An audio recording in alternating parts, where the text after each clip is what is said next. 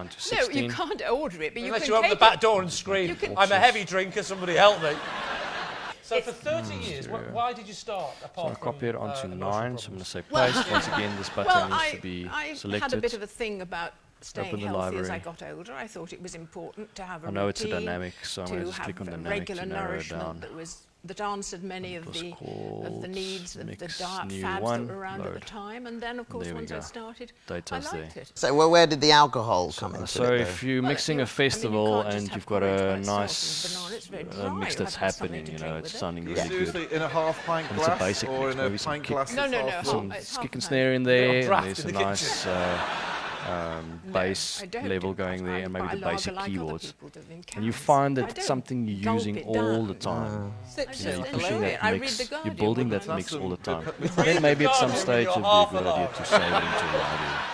And Your banana in the other hand. instead of building that thing over and Exactly. over, having it's just available to Forget do the that. Doesn't make paper, sense. right. I'm asking you guys in the room. And I'm asking for everyone in front. Obviously, if it doesn't make sense, you guys can shout. So when you And, go abroad, do you hunt down bananas and lager? Yeah. Yes, it's not difficult. All right. You stay at the right Fantastic. places. It's not difficult to acquire Same lager thing again. anywhere in the Obviously, world. that mix you All can hotels save. do have lager. So does it Yeah. make sense Yeah, the but fact why that I've specifically That's associated not the bit half we're a doubting, dynamics David. instead of saving We're not the doubting whole where you channel? get them. Porridge is also well Okay, known so as just a quick way of breakfast doing food. it. See, which Very you quick. Actually, I Then disagree. the other This thing is that's important is when unattainable. you mix, It's not and on a if you've basis ever you might mixed go and festivals, stay you'll somewhere find business. some places you go that to, this happens you'll quite will often. find it difficult to find porridge. Where? Neldo. Just have a the listen Greek in. countries, you'll find it difficult. In, Cyprus, you'll have, I know a few I have to hotels. say, I have. Is it the Greek countries? Like Well, when I Greece? tell you, You've that's not. built a That's, mix like this, right? Going on that's all not your, been the problem that I've encountered is when I go to stay auxes. somewhere in which And then I've what rented happens, a, the next, a the villa or next something. band gets and on then I stage, take porridge and with me. And beer. And obviously beer. lager once as you well. get to like your Yeah, fifth order. band, especially if Where'd it's you go? bands you You have can't order it in a soundchecked villa. previously, No, the you monitors can't are order actually it, but quite you Unless can you open the take back it. door and Gets louder scream, and I'm a louder heavy and drinker, louder somebody and help louder me. and louder. So the first So thing for you want to 30 do years, is the why monitors did you that start are on apart stage, from, you want to control them emotional problems? to take the stuff out that shouldn't be there. Well, I And then the had a second bit thing of you a want to thing do about is you staying want healthy to as I be got able older. I to thought it was important to have a easily routine, clear to have everything that's regular going to a nourishment specific that was- bus. that answered many of But the if you've got a, the if it's a needs big of the festival dark and you've fads got that were like around at the 100 time, channels and then, of going, course, you once I know, to started, a I bus, liked it's it. actually So a lot of where work did to the take alcohol everything come out. into it, though? Well, You have to go I mean, through- You, can't just have you have to porridge go by into that itself and bus, banana, it's very dry. You and have then to go have to something drink all with the it. channels. Seriously, in a half pint And, glass or in a pint glass No, that's no, half no. full? It's half a pound. Have you got it on draft in the kitchen? No, I Oh, don't do okay. that. I buy lager like other people do. Let's switch that off. I don't know why that is. What you need to do is to be able to clear those buses, right? Quite quickly. So this is how we do it. I just want to see why you guys are getting that. It shouldn't be the case. Pull that down.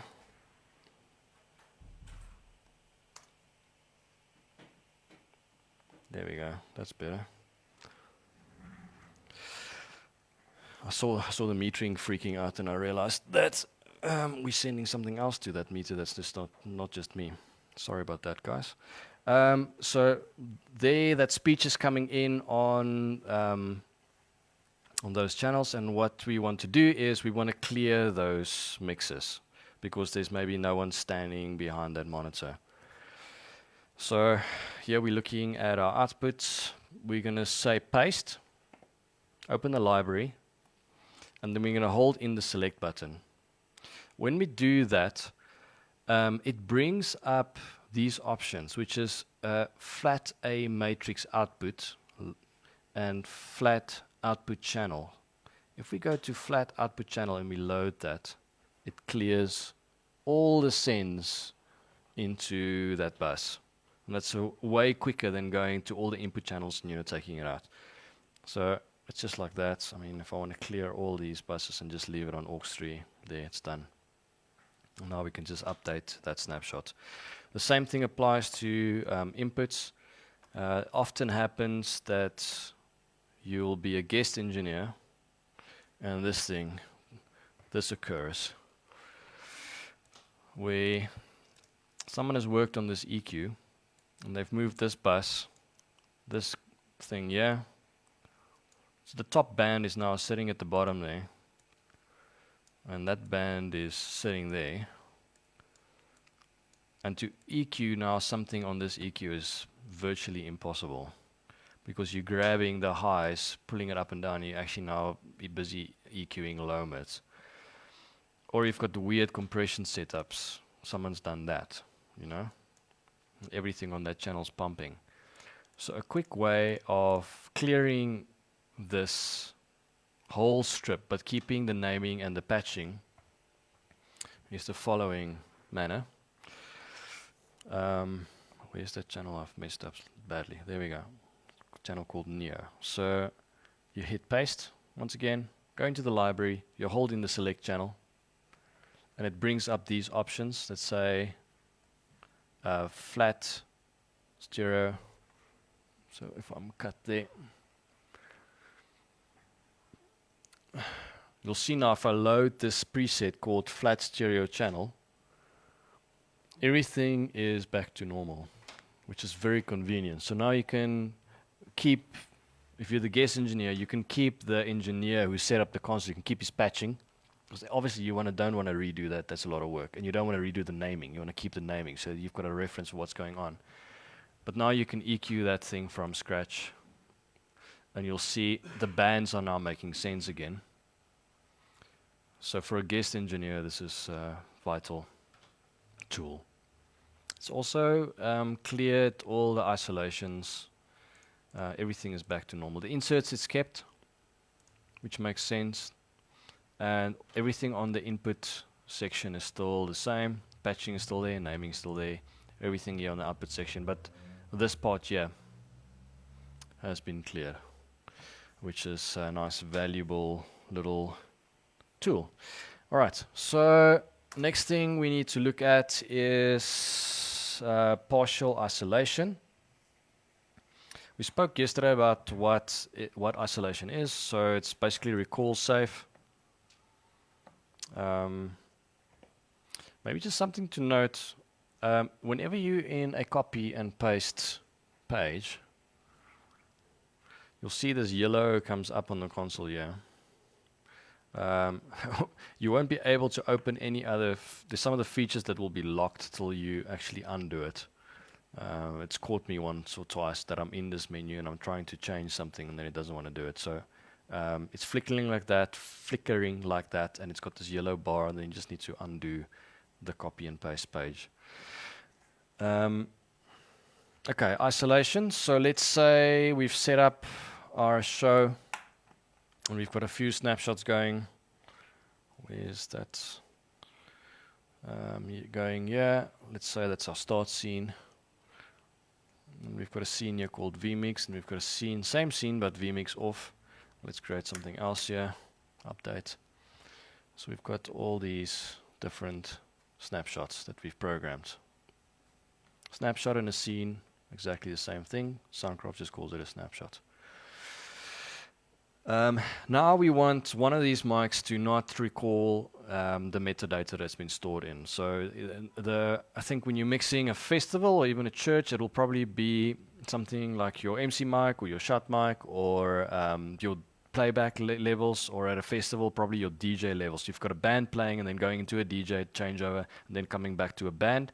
So you need to be able to go between your snapshots for the different bands but leave the DJ where it is.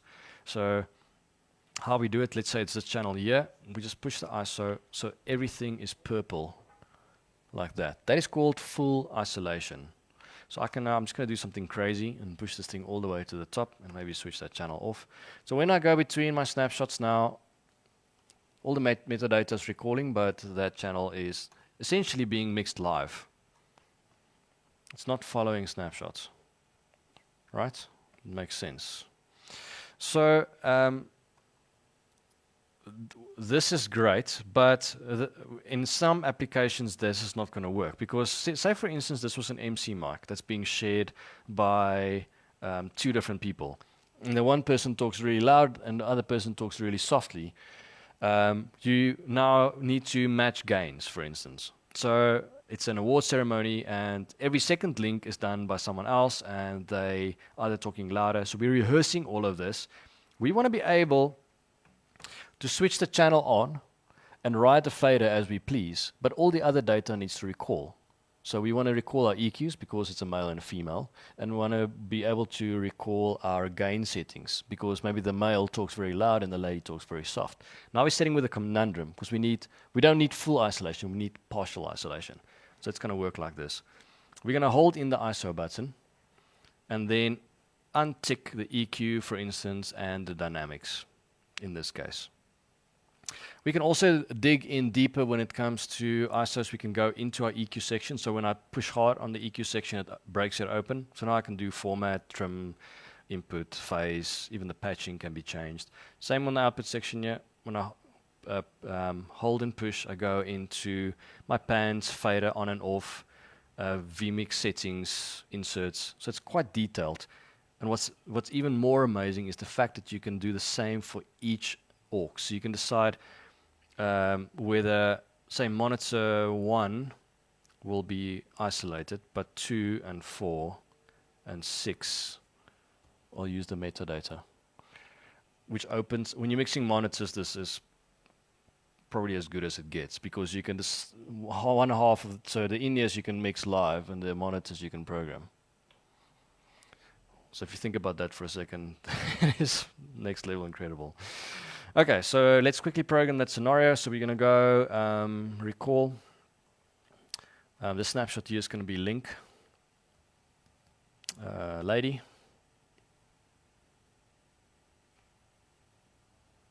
Like so. So we're going to change the EQ to adapt it for the female vocal voice. And she's maybe quite harsh on the high, so we're going to cut that out.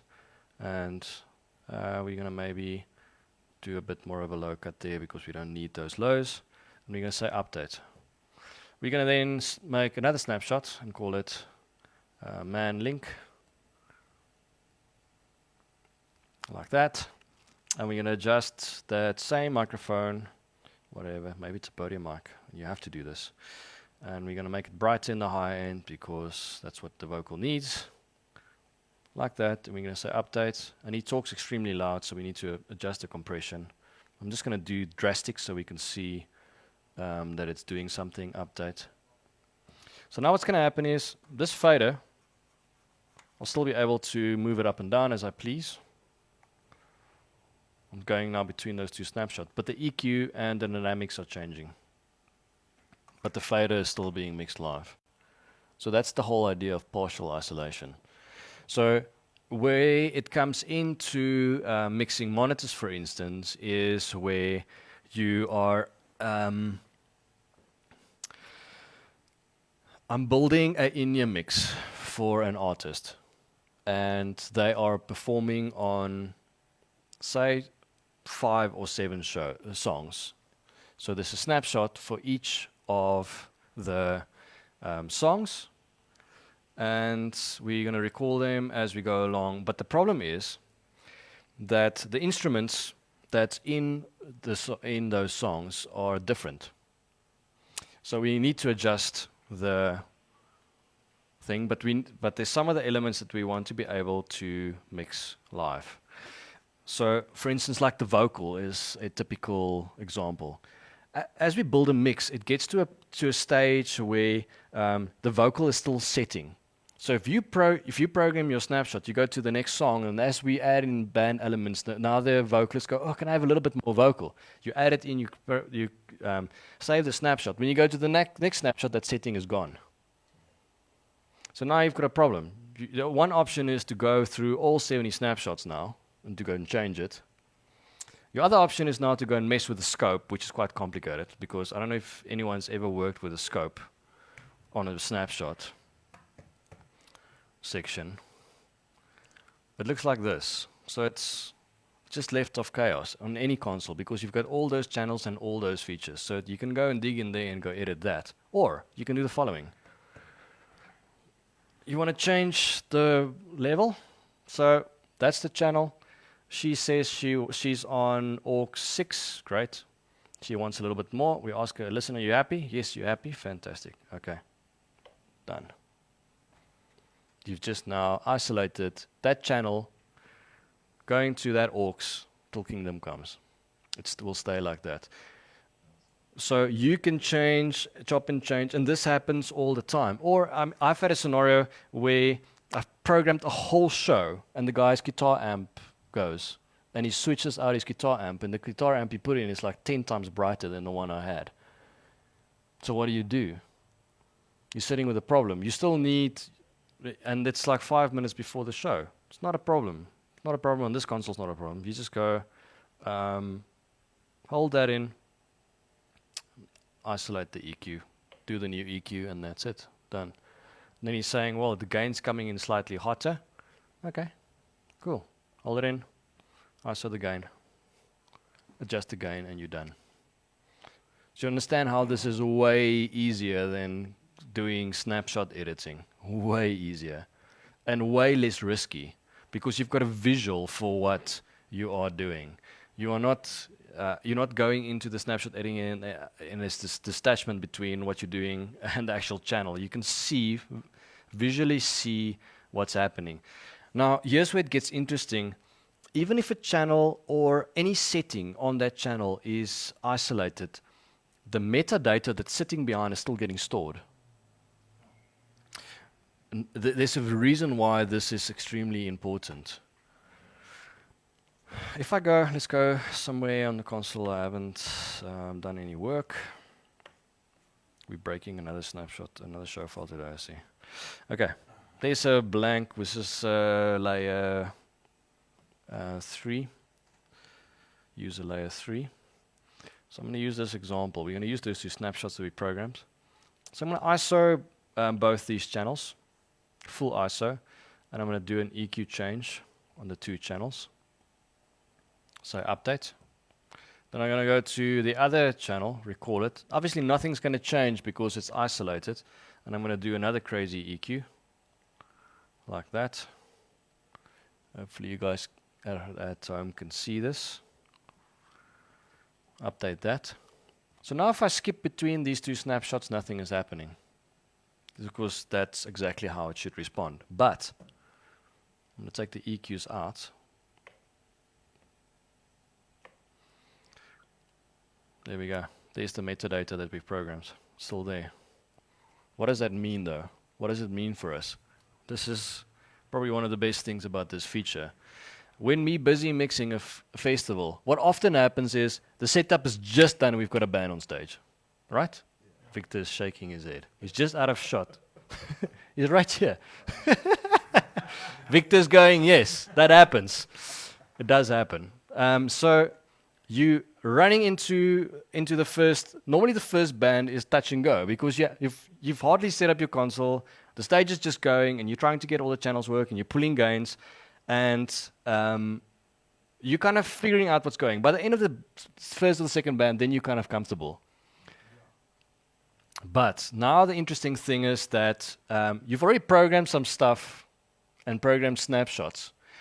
The isolation allows you to isolate the whole console, everything, and then afterwards decide what I want to keep and what I don't want to keep.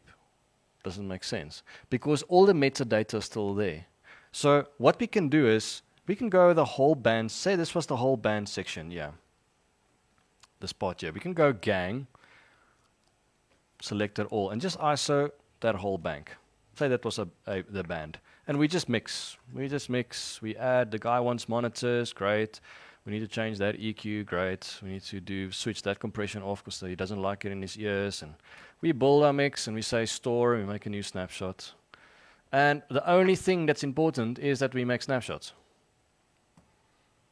Then afterwards, we can decide what of that data we want to keep or not. How do we do that? We take the isolations out. So we can go, well, that actually, that compression that was in there was actually a good idea. So we can go and get it out, and there it is. So it allows you during rehearsals to actually mix as if you're mixing live, and just save the snapshots as we're going through. Yes, the classic thing that also happens is that you mix all these bands, and then obviously the band that's going to play first is rehearsing last, right? We're doing this sound check last. So we put them on. By that time, we've got the console sorted, everything's sounding great. We've got the drum kit tuned in, dialed in, fantastic. And you're relaxed, and you put the first band. Halfway through that first band, you realize, oof, if I recall the snapshot, the first one I do, what's going to happen? Gains are going to be in different places. The EQs I did there was in the middle of the day, in the heat of the sun. And now it's cold. So the EQs are going to be way out, which means the dynamics are going to be way out. Which means what? The in-ear mixes are going to be way out. Now you're sitting with a problem. So what do? Very simply, what you do is you've taken all your ISOs out, but what do we want to keep? We want to keep our EQs. We want to keep our EQs and our dynamics on the drum kit. So let's for a moment imagine this is our drum kit. Very easy. We're going to gang our whole drum kit together, and we're only going to isolate the dynamics and the EQs. And now we can recall that snapshot, band number 3, and they still have all the in-ear mixes are still there. Everything, the effect sense, everything is still as we rehearsed it. But we've got that nice fat drum sound that we've now polished over during the duration of the day. Makes sense. The other tool that I use when I mix monitors as well is that often what happens when I'm building a monitor mix, there's certain channels that I'm always pushing in. So almost every single mix end up with a kick and a snare, and almost every single mix will have a bass. And this is, if it's a rock band, you'll find it becomes this reoccurring thing. Every single mix that you're building, those things are in. So what I do then is I'll just leave them in the mix. I'll leave them on the monitors always. I'll never take them out. So when I'm recalling my next band, it's already in the monitors. So how do we do that? We push up our mix that we need, and now we can see there the channels that are sending. And I'm only going to isolate those things. So I'm going to go to my buses. Whoops. And I'm going to send, that channel needs to go to 2. Obviously the band's busy playing and they're happy, so we've got time to do this now.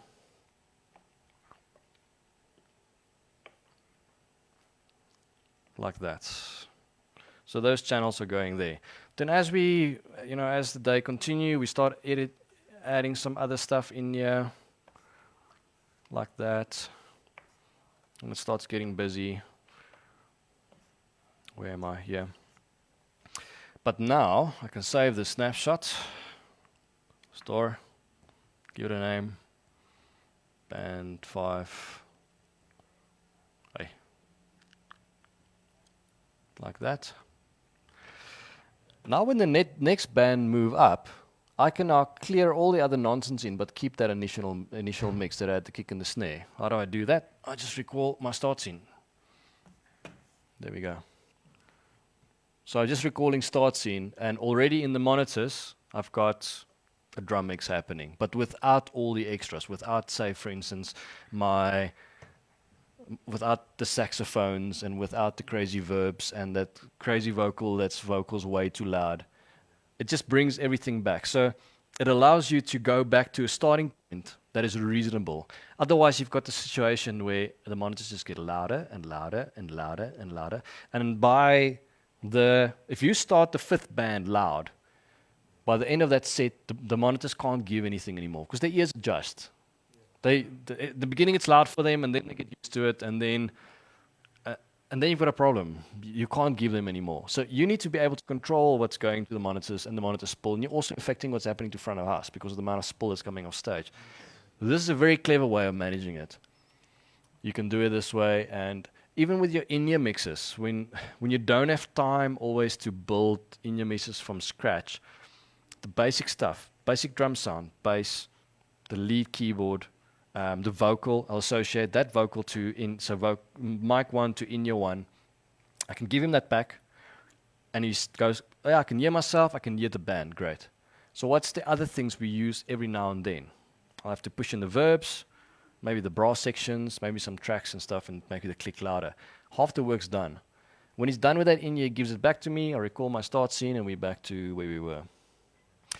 But the beauty is, obviously, this happens all the time. As you go along, you're tweaking that in-ear and you're making it better. But because you've isolated these channels, we're not losing that data when we go back to our start scene. The mix that we're polishing is progressing over the day. So it's just a very nice, and this is probably one of my favorite features when it comes to, and that's why I struggle to work on other consoles when I'm mixing monitors, because some consoles can do this, but it's quite difficult to get to it. You have to go into menus. There's no visual representation of just holding in the ISO, selecting what you want. my friend Marr, he does this. So he uses the isolation function to copy between snapshots. So the console can do that, but once again, it's quite tricky. So he does this. He goes, oh, I've got a nice sound here on this channel, and I want to transfer that to another snapshot. Then he does this. He ISOs it, the whole thing, and he goes to the channel that he wants to put it on. He recalls it. He makes his adjustments. Okay, it needs to go to those buses. He says update, and then he just takes the ISO out. So there, it's dead. Oops. There, we've got all the metadata written into that snapshot. So you can also use it. You can use the tool to copy a specific EQ or something over to another. Even a mix. I had a scenario where the drum, quite a big band, and I had the drum set up, the whole band set up, and they were happy. Everyone was at in-ears and wedges, so it was quite a lot of mixing. And it's also one of those 5-minute changeovers. Got everything going, and then in the set, the guy goes like, oh, you know that other band? I also play for them. I'm like, yo. It's like, so what happened was, we did that rehearsal, but the guy who played there is not him. It's not the real drummer. The guy is on our current snapshot, our current band. He plays for that band. He's like, oh, it sounds great. Can you just copy it over? Yo, I'm like, you don't know what you're saying. You don't know what you're saying. So what I did is, I went to his mix. Just say that was a drum mix. I ganged the whole thing. And I went to his send, and I just ISO'd his send. Like that. 5. So let's quickly send some stuff there so you can see those little orange guys. I did that, and then I went to the snapshot of the band we've already sound checked. So it was whatever, that one there, recall. And I said update snapshot. So, and then I've basically merged those two snapshots. I took his mix and I carried it over to the snapshot we've already sound checked with, but with the other drummer, his friend. Obviously, you can now go and save that you can go save it as a preset and so on. But now the problem is, if you save it as a preset, you're saving every single channel. And the only thing we want to carry over is the drum kit. Because the instruments in the other band's completely different. So, there is other ways of doing it, but how long did that take me? Like a few seconds, not even a minute, right? So, and the fact that there's a visual for it is... So I'm not done preaching about ISOs. There's one more ISO preach that I want to do. Obviously, sometimes you've worked on a console quite a lot, and it starts getting messy with the ISOs because there's so much metadata going on, and you just want to clear it. So then you come here to the snapshot page. There's a little button there that says Edit. You're going to select it, and it shows you all the channels in blue that's got any ISO information on, whether it's fully isolated or partially isolated. So what we're going to do is we're going to then, so the 58, we're just going to untick it. So this is maybe the scenario at a festival. We've done all our programming and we just want to now go back to what we programmed. We push the edit button and we can now untick all the channels except maybe the DJ channel that needs to stay, the DJ and the MC mic. And when we do this, you can see all the purple on the screen is gone, which means now we're recalling whatever we've programmed at that specific time. You can see the sends are changing there. And you can selectively do it. If you're mixing a festival with multiple days, you maybe want to keep the metadata for the start of the next morning, for instance, because you've done a lot of work in setting it up. Then you can just switch it off there. let me just go to a page. You can switch it off, and then at the end of the day, switch it back on. Maybe recall your start scene, right? So you're in a good place. Or recall a scene that makes sense. Switch it back on, and then you just continue programming. The end of your rehearsal, you switch it off. You run your show. The end of that day, you go to a snapshot that sounds nice. You switch it back on. Oops, there we go. Very easy. Okay, so now there is another scenario that sometimes happen, especially if you're a system tech, is that you've set up the console for someone else. So what if you've done? You've done the PA, you've set up some matrices, and you've done your time alignment maybe on the console. Maybe this guy's mixing monitors from front of house. You set up all the monitor scenes, everything is working. And then he comes with his show file. He's like, can you please put my show file? So now you're sitting with a scenario, okay, great, all that works for nothing. All that work's gone. So now you have to physically go write down those delay times and those patch points and make it work. So what you want to do is you want to take his input section and merge it with the output section we have. So the console allows for that. It's called load ISO with show. So basically what it's saying is when we load a show file, are we looking at the isolations within that show file, yes or no? Okay. So how do we use it? We can go like, okay, great. I'm gonna keep all my monitors. So the step number one is to now go ISO, fully isolate the things we want to keep. So obviously our auxes that are sending to our monitors and left and right, for instance. And our matrices. Let's say we've used matrices. We're going to ISO the first 4. Great. Now we're going to switch this off. And we're going to load our other show file. And this can be now from a drive or anything. So in that case, you'll probably load it from a drive. I'm just going to load a default show file just to show you how it works. Load. Do you want to save changes? No. So now you can see what's happened is that's blank. Like everything is blank. The inputs are blank. Well, there's a few channels that add ISOs on. So the channels who had isolations on is now carried into this show file. But what we have is we've got our outputs. Where is the outputs? I'm lying. There we go. There we go. Monitor 1 and 2. You can see they're still isolated. But on this first input bank, whatever wasn't isolated, so 1 to 7 is now just blank. But that will obviously have his data on. So basically what you've the current show that you're in, what is isolated, we're going to keep that, and we're going to load the other show into it. That's how it works. It's also very handy. The way I've done it now, I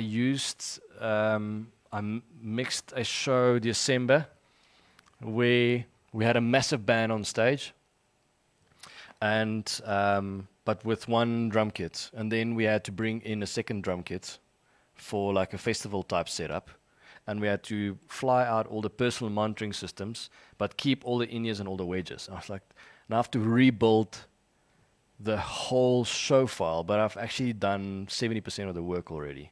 So what I did is I took all the ISOs off my show file. I selected all the things that I want to keep. I loaded the blank show file. So all my monitors and in-ears were still working. And then I just used the buses that were open to fill in the rest of the stuff, set up my effects again. And the 1 or 2 channels that show had more electrics, because a rock show had like 7 electric amps. So I just patched those channels in between, built one user layer just to bring it all together, and that was it, done. So instead of spending like almost 4 hours, a show file like that will take me, depending on how hectic it is, between 2 and 4 hours to build. It took me less than an hour to, and you can use this tool obviously in churches as well. often in churches, you're sitting with a show file for months or years on end, and eventually it gets messy. Go clear all your ISOs, choose the things you want to keep, load a blank show file, and then just build in those new things. Then you're just like getting a new start without having to do all the work from scratch. Great. If there's any questions about that, please ask them online.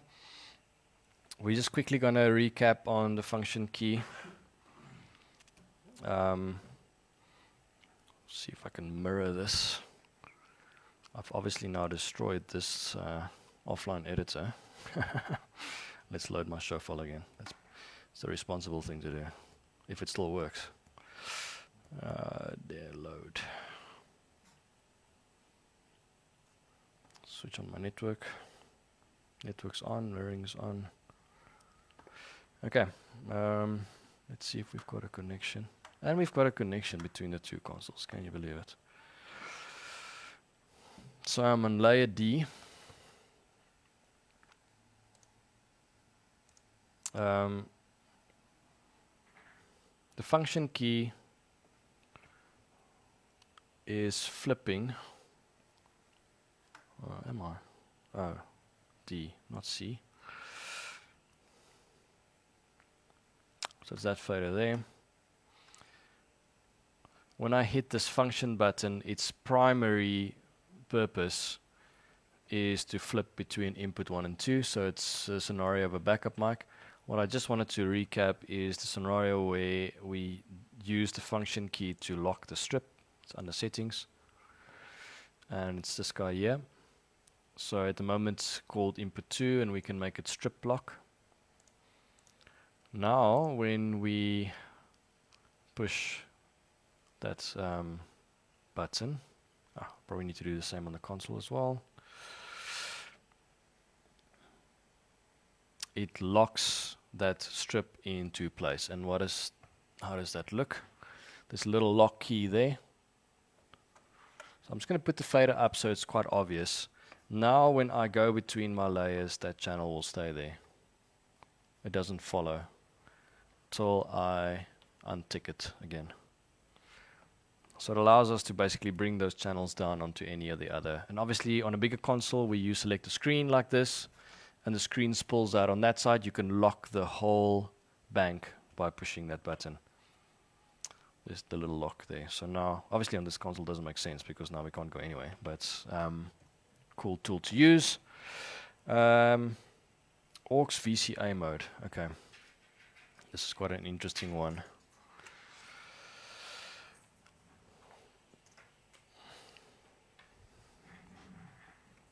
I've got my playback going again. I'm hopefully not going to destroy any of you guys on the other side.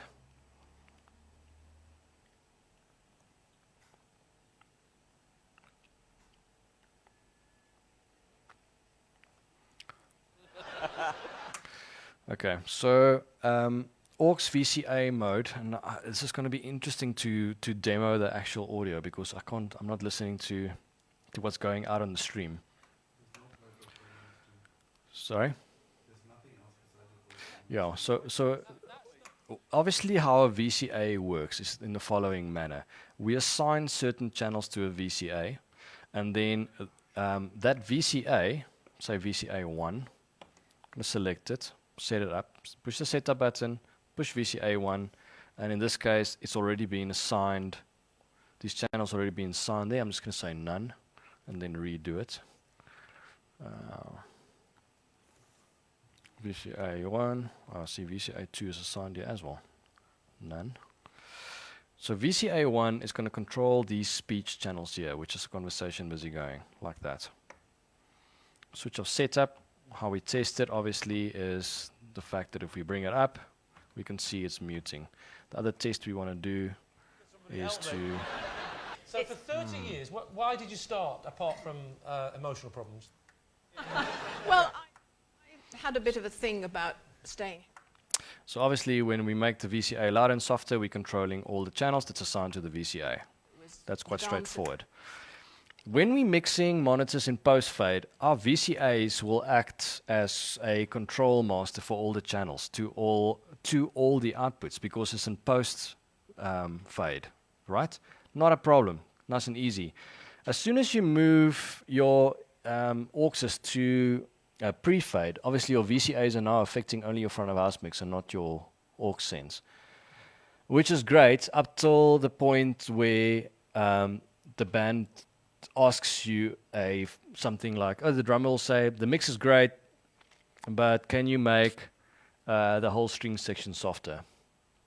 Then it starts becoming interesting because the string section is maybe 48 channels. So it's only 1 or 2 channels, not a problem. If it's a big amount of channels and you've spent a lot of time on building a nice balance, as you know, it's almost impossible to then It's not get it to work that way. So what we're going to use now is a feature called aux VCA mode. So the first thing I'm going to do is just double check that these channels are actually sending pre-fade to my monitors, which it seems it is. So I'm going to go, yeah, it's pre-fade already. Fantastic.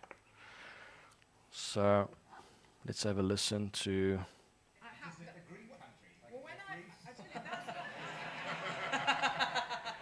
So that's listening into that monitor 2. We go into setup. We select VCA1. We can obviously give it a name. That's maybe a nice thing to do. Call it talk. Give it a nice color. Call it red. There's a button here that says aux VCA mode, and I'm going to select it.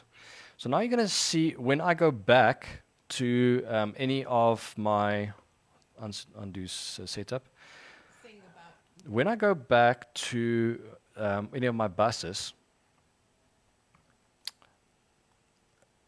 if I select that bus, and I go back to my VCA, this fader is now turned white.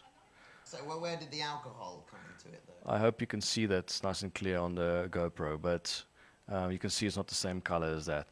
This means, the fact that it's white means now that we are now controlling all the channels going to that specific bus, but with the VCA. So you can look at the proof in the pudding will obviously be the metering there. You can see the metering is down. Now push it up, the metering is back. And this is independent of the left and right. And I'll prove that to you, so I'm going to send to the stream also. Yes, it's not difficult. You guys if they're should at the be right hearing places. the speech it's now. not difficult to acquire lager anywhere in the world. All hotels do have lager. Yeah. Yeah, but why specifically? That's not the half bit a we're lager? doubting, David. Well, We're not doubting where you get them. Orange is also So it's completely independent, which means once you've set up a VCA, you now have, if you're mixing, for instance, in a church scenario, oh, there goes my camera. If you're mixing in a church scenario, you will have your normal VCAs that's controlling your audio going to your PA left and right. And then also you'll have a VCA within each of your auxes. So what I suggest is if you're mixing monitors, just build the VCAs anyway, because they act as mute groups. So if you have the time and you've got quite a big setup, and especially if it's something where you've got a big band and you've got some orchestra and choir and just build them into VCAs. If you don't need them, then no harm done, right? But if you need them, if you get in a scenario, and this happens to me when I mix a fair amount of pop, and a lot of those artists, they are used to having their vocal in their track, right? So what do they go? They just measuring their vocal against a track when they sing. But when we do Afrikaans is Groot, it's not a track. It's 122 channels. So if they go, can you please make the music softer? It's not that easy to do that, because it's a massive mix. You can't just go and, if you now go and you randomly start pulling things out, you're actually destroying the mix that you've already built. So what I do is I will build a VCA that's got it's the following one. So I do this, and the console actually helps you to do this. Say VCA 8, I'll go Setup, select VCA 8, and there's a button that says All. Now every single channel is associated to that VCA. Then I go back to the vocals, wherever the vocal might be, say that's the vocal channel there, and I take the vocal out. I name it, I call it All Xbox, like so. Give it a color if you like, great. So now, first thing that's nice is it's a mute group that mutes the whole console, except the vocals, which is always a handy thing to have. If guys are plugging in or out and you've got in-ears, you know, it's a nice feature. But if that artist now says, can you please make the whole band softer? So you only have two options. Your two options is you're going to go and push that voice into push that voice harder into that aux and pull the master down. Now you're messing with your gain structure. That's option number 1, which is not a good option. These faders should always stay on 0. Or option number 2 now is let's just flip that VCA to aux mode on. And we go to that lady's mix, let's say it's number 3. We go back to that VCA and we do that. Now we've made every single channel going to that aux softer, but we've kept the vocal where it is, and maybe the effects, which makes sense. Super powerful tool, and you can reset it. If it gets messy, you can reset everything back to 0 there, and or just take them all out, say none, and you're back to square one. So you don't have to worry. You can be confident using them. If you get yourself in a fickle, you select your VCA. Sorry? So yeah, you can select your, hello Gustav. You can drop us some comments there. Select the VCA and then just hit 0 or switch it all off and you're back to, you can reuse that VCA for something else. Sometimes people are not confident to use their VCAs because I don't know, they're just not, but they might feel that they're manipulating the channels in a way they can't see them, but you can get out of that quite easily. Okay, so let's move on. VCA mode, vMix demo. Okay, so what is vMix? And this is why we had the session set up. Now we've changed this quite a bit.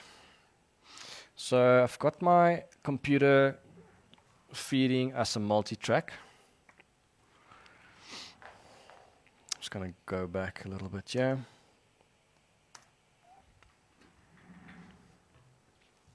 Right, we can see the channels coming in there.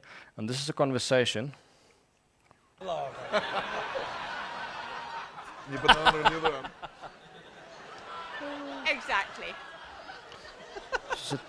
So this is a typical broadcast scenario where you've got some lapels on a few people. In this case, I've got 6 of them coming in here, and I've got 1 ambient mic.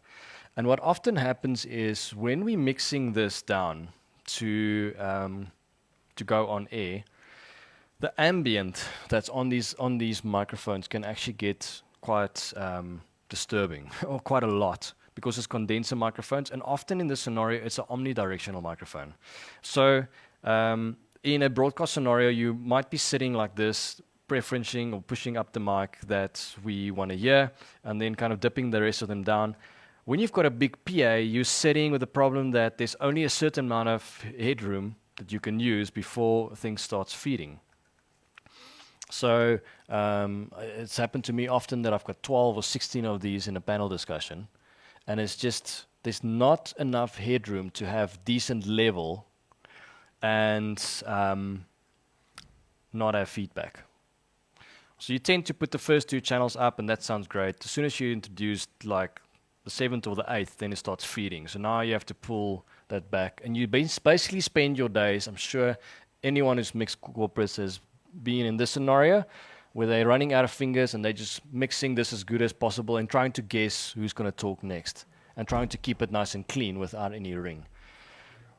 So obviously that is exactly what vMix is doing for us. It's mixing these channels. So auto mixes. So it's not a gate or a compressor. You can see on the console there the little lines running. And it's very simple to set up. It's in the bottom here. You select it. Let's have a look at the PC quickly. To set up a channel to a vMix, you very simply just click on the bottom here, in the yellow section. You dial what group you want it to assign it to, so vMix 1 and 2, and you say set. That's it. And that's all you need to do. From there on, it's already mixing. It will still consider your fader position. So if you preference a channel according to the fader, it will still listen to that input. But from that stage on, it's doing the job for you. If you go to effects, there's a little tab that says vMix. You can see the channels that's assigned to what vMix group. So you can see in this case, vMix group 1 is David Lee Robb, and it's got 4 guests, and the one I've just assigned, which is channel 49, to vMix group 2. The VI 1, 2, and 3000s have 2 of these groups, and they can take 16 channels each. At the top right there, you'll see how many channels are still free. In this case, there's 9 and 15. On the bigger consoles, the 5000, 7000, you have additional 2. So you've got 4 of these that you can use. They are specifically designed for speech. So I've used them for brass, kind of did an okay job. And I've used them for BVs, and that was fairly good. But obviously where you see them working really well is on speech. There's a response time at the bottom there that's normally set to 300, which I find is normally fine. If you go back to the channel, there's not a lot that we can change because we don't have to. There's 2 things. There's a calibration in dB that you can use. You'll only need to use the calibration if you're the engineer that does not have gain control.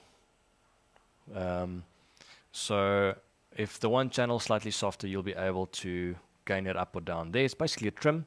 And then there's something called weighting. So weighting does the following. If you add, say this channel is the moderator. So in the case of our contestants talking there, say David is the moderator, or this guy here called Lee. We'll be able to give him a weighting of 4 dB. What that means is the following. Say David's the moderator. But why specifically That's not the half bit a we're lager? doubting, David. Well, I'm We're not doubting We what want you- Porridge David. is also well known. We want David to be able to talk over the rest of these guys. So essentially, we want this to happen. Whenever he talks, we want the other faders to be slightly softer.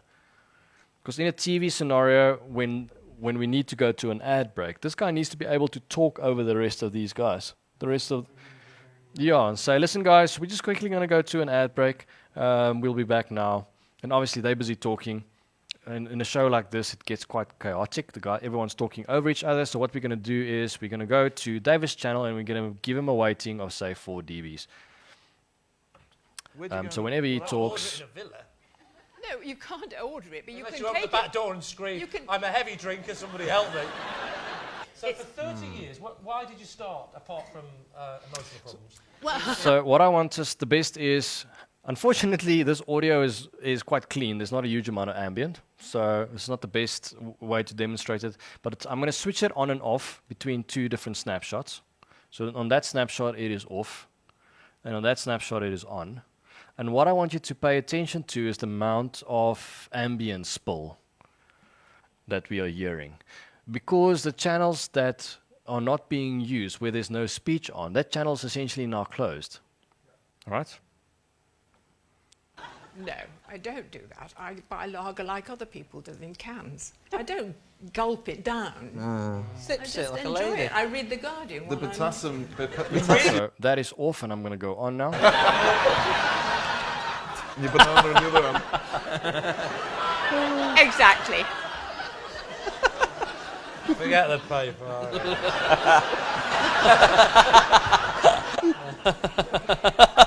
So when you go abroad, do you hunt down bananas and lager?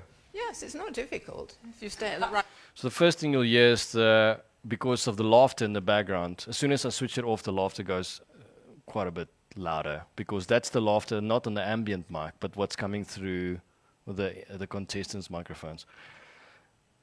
This is one of the things you're going to have to play with. It works incredibly well. I've mixed many shows like this.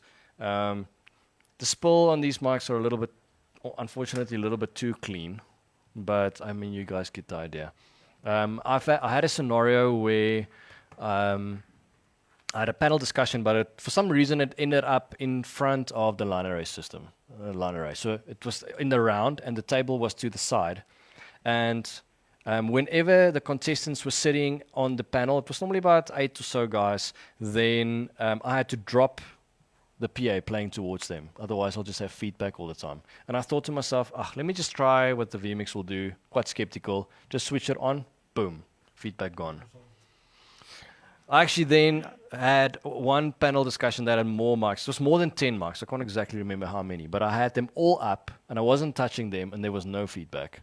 As soon as I switch it off, when I switch off the tier, it starts feeding.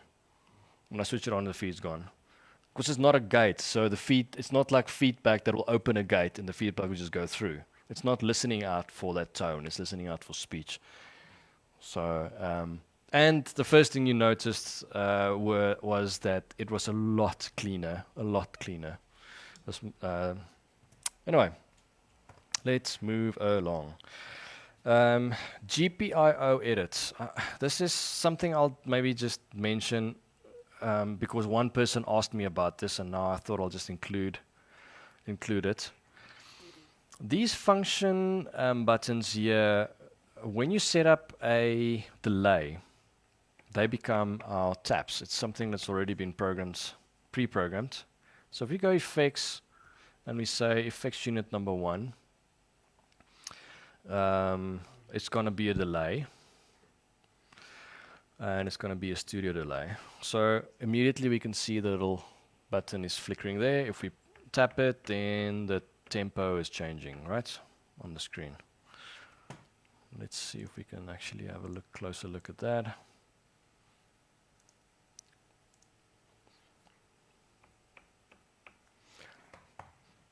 So I'm tapping it on the console, and you can see the delay time is changing there, right? So that's been done for us. It's not something we don't have to worry about.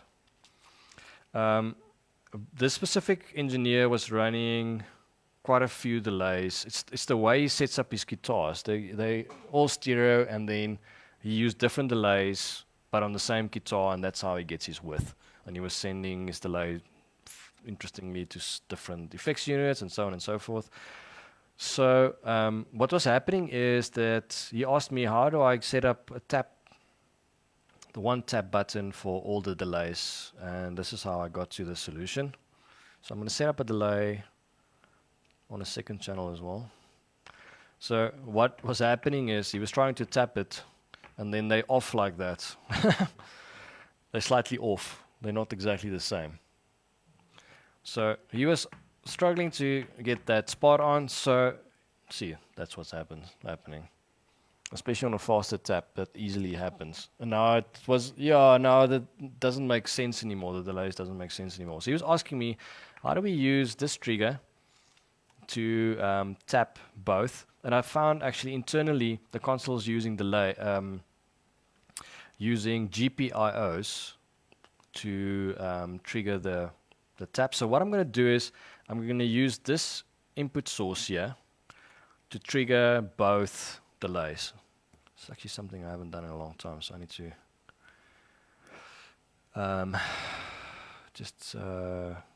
so in our GPIO section, it's this guy. Yeah, I'm going to have to do it in the console, but I'll just show you what it looks like. It says F key LED, the parameters 1, 2, 3, and 4. Those are the 4 buttons, right? So you can see they've been pre-assigned. And then the output Somewhere that says LED.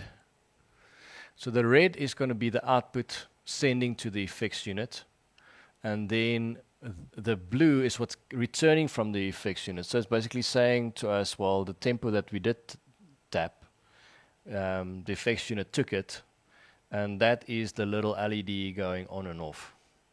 That responds there. So what we're going to do is we're going to just change one of the parameters on the outputs. There it says 1, so we're going to make that one 1 as well.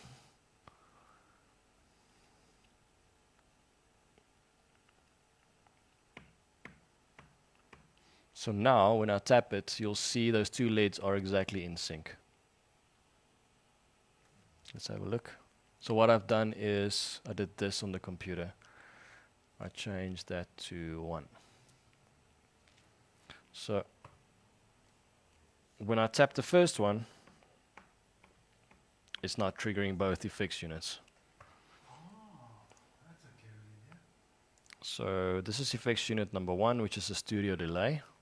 I'm going to tap, and it's going to go, you see it's changing at the bottom there, it's 152.3. When I go to the second effects unit, it's exactly the same. But now you can obviously manipulate all of this and build 2 completely different effects. And you don't have the issue of trying to tap 2 or 3 or 4 different effects units. You can just tap the first button and the rest will just follow. So that's an interesting little way of using GPIOs internally, or how the console have been using them.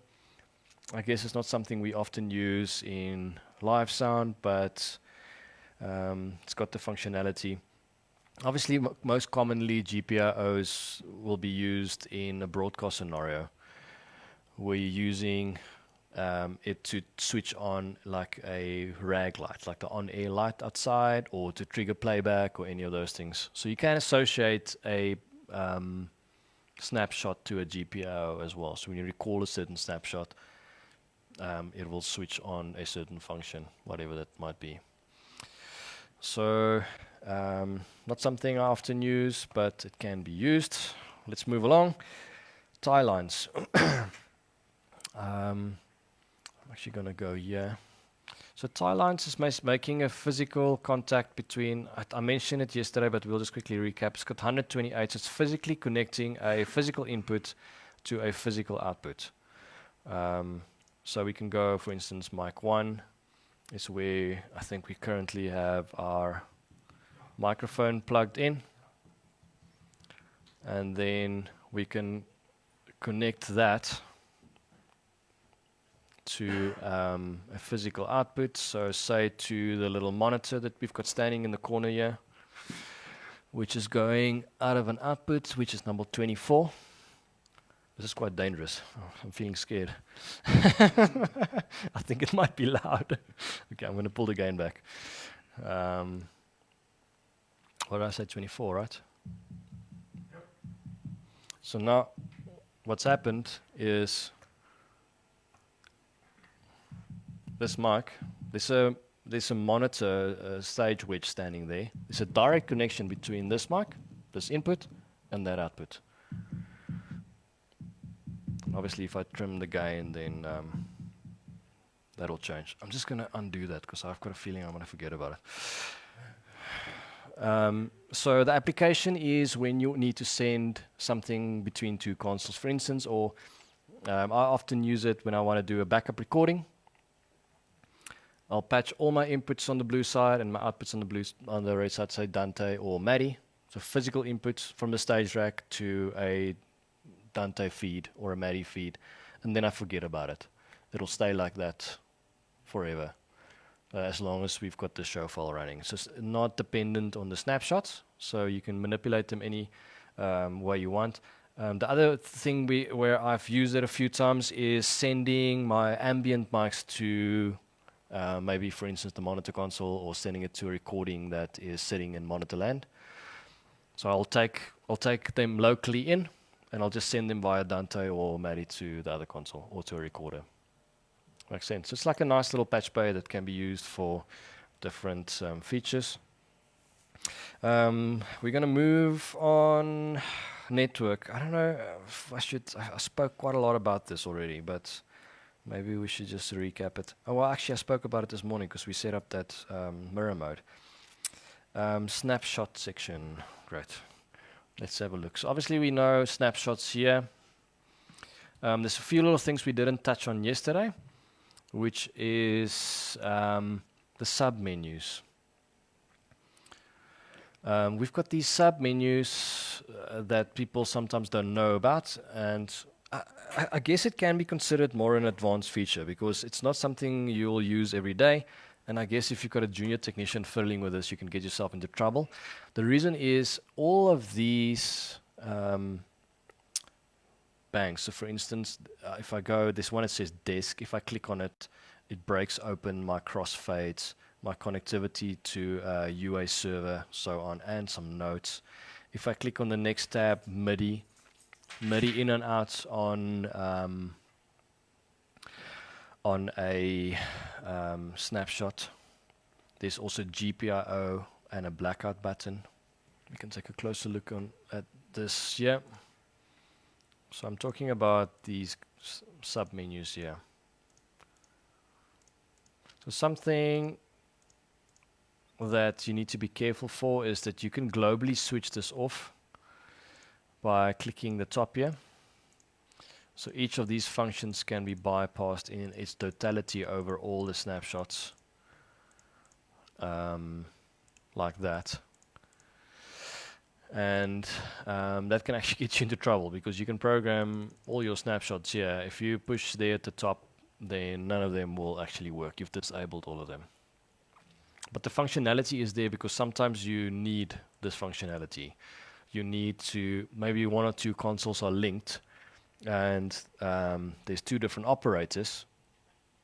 And now the operator number one is going between his snapshots because he's checking maybe that he's got, his programming is correct and he's preparing for his show. Every time he recalls a snapshot, it recalls your console. So it's going to take the console to the same place. So we maybe want to just switch it off momentarily, and we just do that. So we don't have to pull the cable out. Same with the MIDI functionality or GPIO functionality. It's just something to be aware of. So on the far left is time code. So you can trigger a location using time code. I don't think I've ever used this, but the functionality is there. Next over, obviously the one we'll use all the time is our crossfade between snapshots or fade time. Just be aware of the switches, whether you want the switches to go between on and off in the beginning or the middle or the end of that fade. You can do a note, so remember the RX1. It comes up at the bottom there.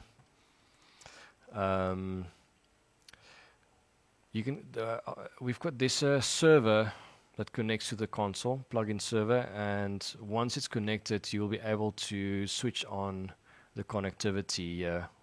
If you want to, for some reason, bypass it, you'll be able to do it. Normally, when you save it, it shows a little UAD icon right over here. It's blue.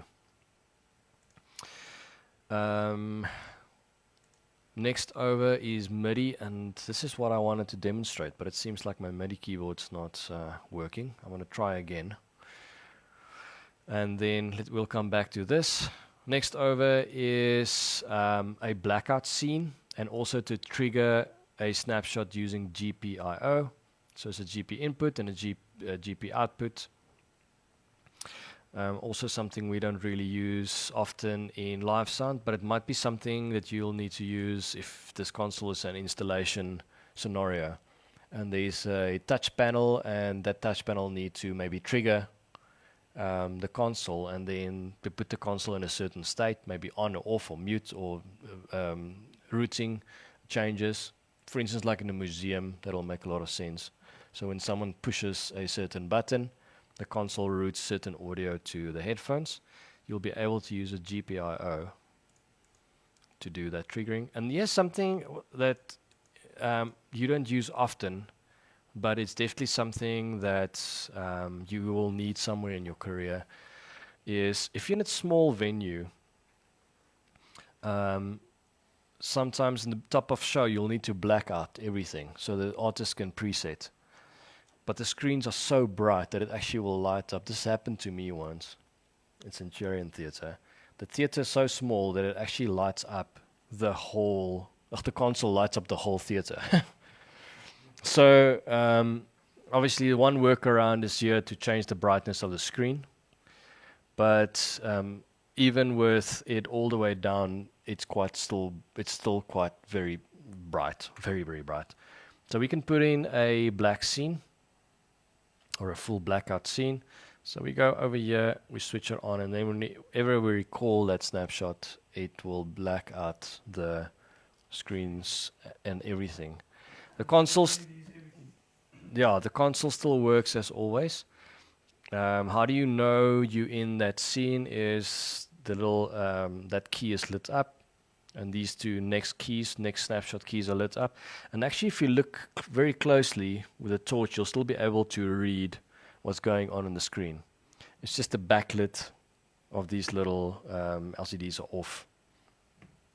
If you push that button, then you're out of it. It's also nice to prank your friend, actually. So I've done it a few times. You go to his last snapshot and you put a black scene in there. You can obviously also, if you're worried that you're not going to be able to get out of it, what you can do is you go to the scene you want the blackout on, and you just duplicate it like that, which means now you can switch the blackout off on the second one. So you recall that. Now you can go to next, and you're still in the same scene because it's a duplicate, but the one is on. So maybe during rehearsal that makes a bit more sense, but during show you'll use that one. All right, quite a nifty little tool. The power button stays green. Yeah, the power button obviously is still on. It's only those four that's lit up. Okay. Something we spoke about yesterday, obviously you can delete the scene quite easily. You can create a new one. I normally use this button here, but you can also use that button there. You can use the rotary to go up and down. What often happens is you'll be programming, and you'll go there and recall that snapshot, and then maybe duplicate it. When you duplicate snapshots, you start getting these subcategories like here. So normally in most theatre type shows, you'll have a script and there'll be an item number on the left. And what makes a lot of sense is to try and get this numbering to match with the item number. But as live is, obviously we're not going to rehearse it in the right order, and we're going to start moving these things around like so. And we get to a point where this numbering just doesn't make any sense anymore. So this is a nice little trick that I've learned.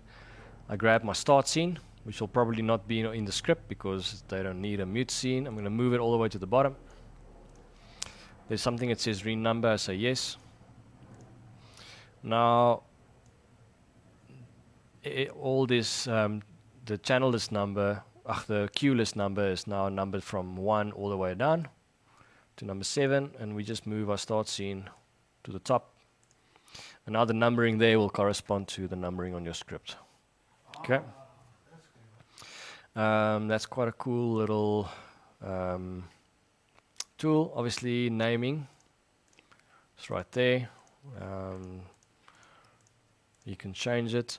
Something that's interesting about the way the snapshots work on this console, if we do changes here, obviously to write those changes, those fader changes into that snapshot, we need to update it, right? Update, yes. Now we're writing that data in there. That obviously makes sense. If we don't update and we just go to the next snapshot, then that metadata will be gone. So if you look at the bottom there, we can see the faders changing.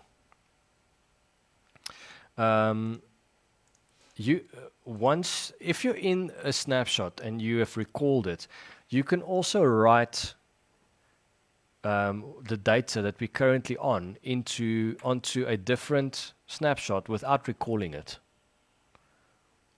So let's say I'm going to just do something crazy here. That there.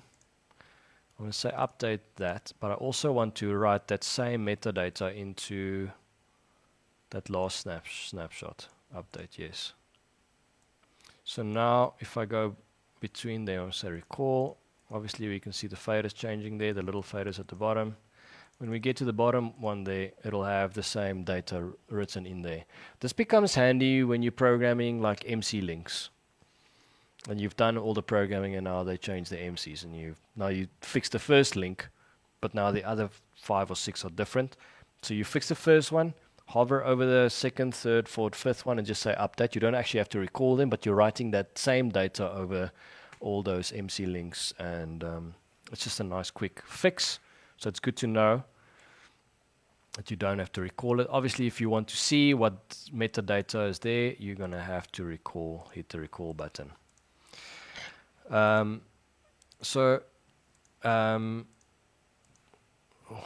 We can obviously move that. You've seen me moving it. Duplicate's easy. Move it up or down. Like that. Drop it. We can select a specific snapshot. And we can also multi-select snapshots. There is a reason for that. The reason why we would need to multi-select. Whoops. I've now selected everything, yeah. Is if we need to do snapshot editing, and this is kind of the part of the demo that that I always get wrong because I never do it. But let's try and demonstrate it. So I was talking about isolations and how cool they are and how I love them, and they are the coolest thing because you've got a visual representation of what you're busy doing. There is another way of doing it. If you want to make a change, say this DJ channel that's here need to be up but off over all the snapshots. There is a way of doing it. So the easy way is obviously just to switch on ISO. The second way of doing it is to use this tool, which is snapshot editing. And it utilizes the scope. So the scope is what we are looking at when we're recalling that snapshot.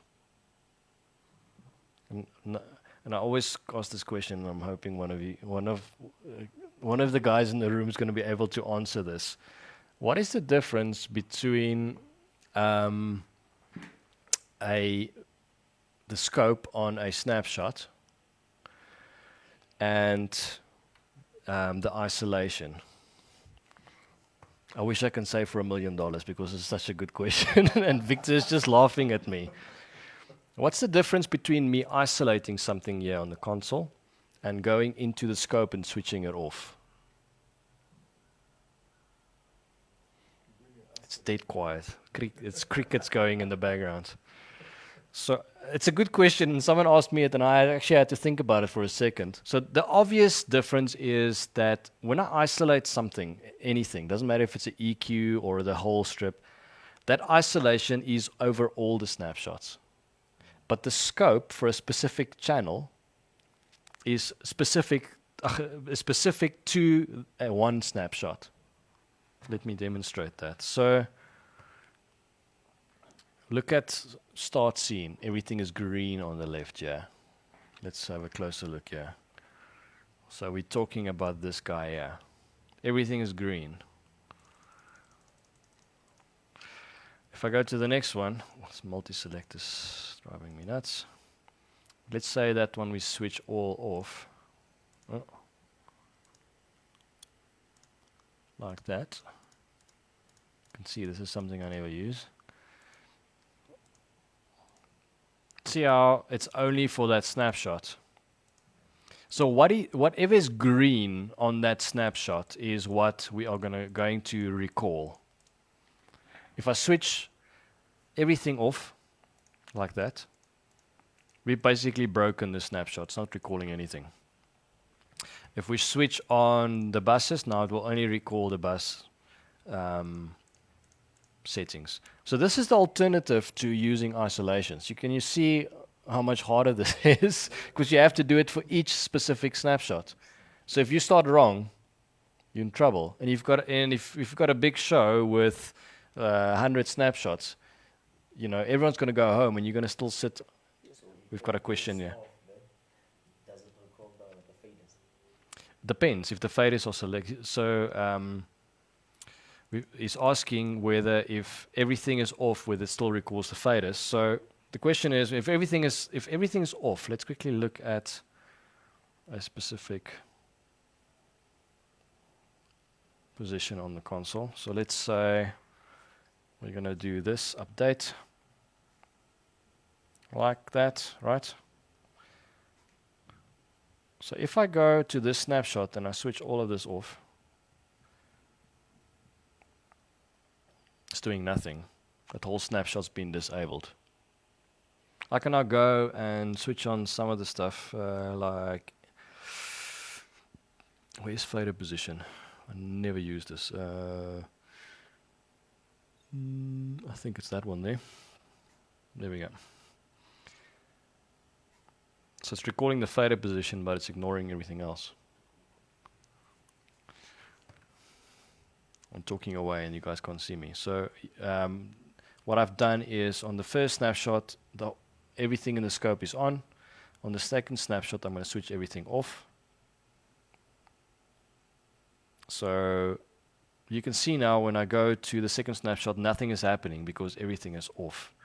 If we go back there and we switch on the fader positions, it's now recalling the fader positions but nothing else. So this is another way of obviously manipulating snapshots, but it's a lot more involved. Where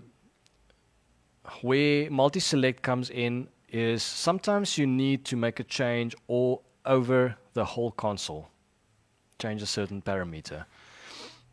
So I'm going to quickly fix this again. So I'm going to see. Ooh, this black scene is actually getting quite annoying now. I'm going to switch it off. So let's say these DJ channels, we want them always to be on 0, but we don't want to use the isolates there. We're going to do it like this. So there's a little tool here at the bottom that allows us to change, edit the scope. So we're going to push start, and it actually tells us exactly what to do. So it says select the scope. So obviously what it is we want to change. In this case, we want to manipulate the fader position. Then it says select cues. I'm just going to select all the cues. And then the other thing we need to do, obviously, is say what channels it is we want to manipulate.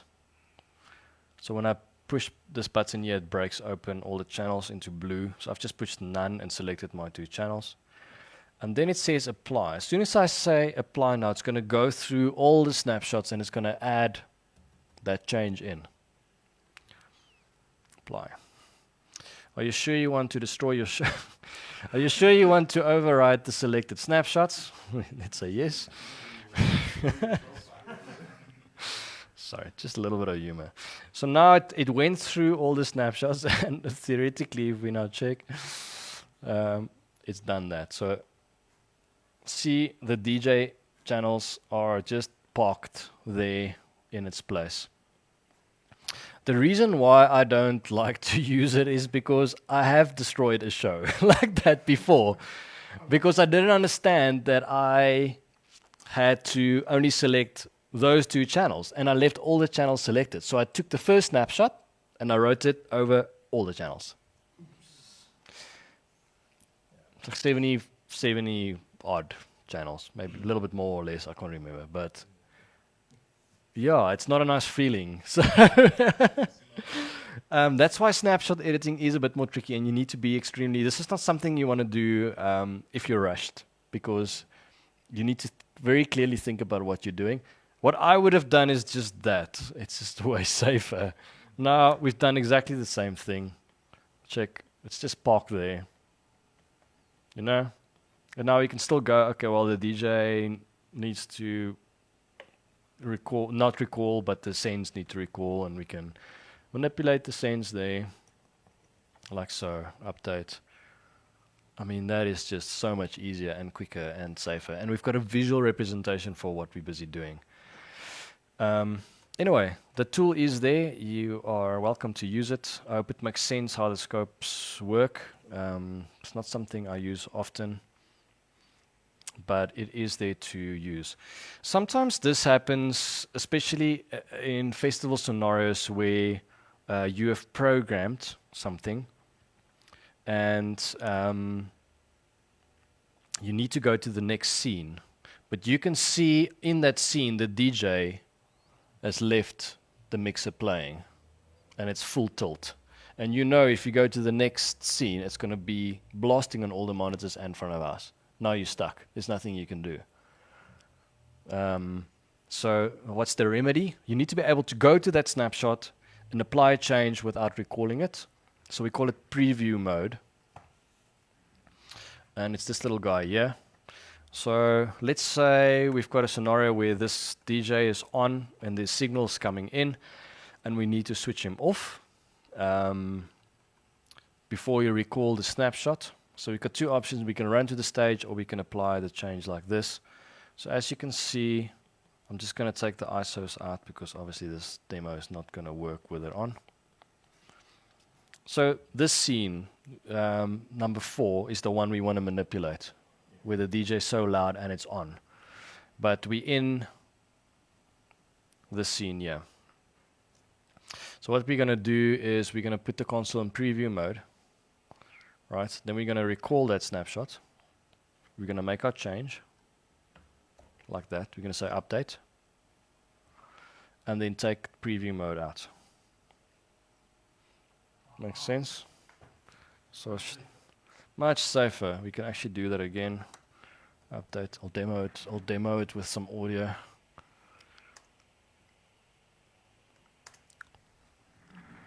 Put it in cans. I don't gulp it down. So Sips it like a lady. I read the you can hear the audio is coming. The audio is coming in. I'm now going to go to that snapshot. That one there. So I'm in 3.5. I'm going to go to 4, and I'm going to make that change without losing audio. So when you go abroad, do you hunt down bananas and lager? Yes, it's not difficult. Like you stay that. in the right places. It's not difficult. So even though the band's busy playing or the MC's on stage or there's speech being made, we're still able to go there, make our change. Just remember to update your change, otherwise it's not going to help much. So that's preview mode. You know you're in preview mode when you see this yellow and black checker over the screens. And on the bigger consoles, it's quite striking. It's only one screen, yeah, but on the bigger consoles, you really see it. So, and you'll see, obviously, the preview is flickering there. Great. So, snapshot preview, scope edit, we've done. MIDI triggering is something I want to demo, but I've got a feeling that our MIDI keyboard's not working at all. If you guys are patient with me, I'm going to try and get it to work. So I do have a MIDI keyboard here. So normally what I do is sometimes it happens that you've got a timeline running, like I've got on Pro Tools there. And then when the timeline gets to a certain place, you want the snapshot to change, or something you're pre-programming. Say it's an intro to a theater piece or whatever the case might be, and you want the snapshots just to naturally follow. So what you do is on the timeline, you put a MIDI track, and you just add some notes, and you let the console grab those notes. I also use this in that design that I showed in the beginning. I use it to link more than one console together. Sometimes if you're mixing front of house with this, and you've got another 1000 that you've done a sub mix on. So obviously, as you go along, you're going to be programming snapshots. but for what the two consoles need to be in the same snapshot for the mix to make sense, right? Because there's now actually two mixes. So what you'll do is you'll put a MIDI cable between the two, and you'll choose a master, and whenever you recall this snapshot, it'll trigger a MIDI note to that one, and that one will follow. That's a way, and this is also a very nice way to link consoles from different manufacturers together, because most consoles have MIDI on, and you will can find a way of manipulating it. So my plan was to use this MIDI keyboard to demonstrate that, and I'm still going to try and do that, but this morning I couldn't get the MIDI keyboard to output anything, which is interesting. So I'm just going to switch it back on and off. It's being powered.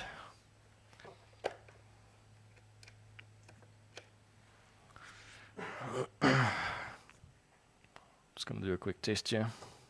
Yeah, see, it's not sending any MIDI, which is interesting.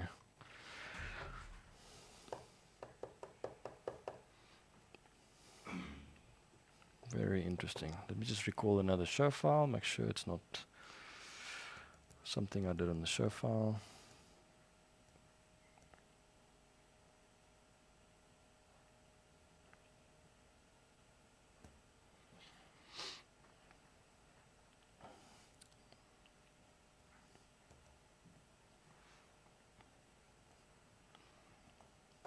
Yeah. So it is literally as simple as just pushing the note that you want, but it doesn't seem like this keyboard wants to play ball.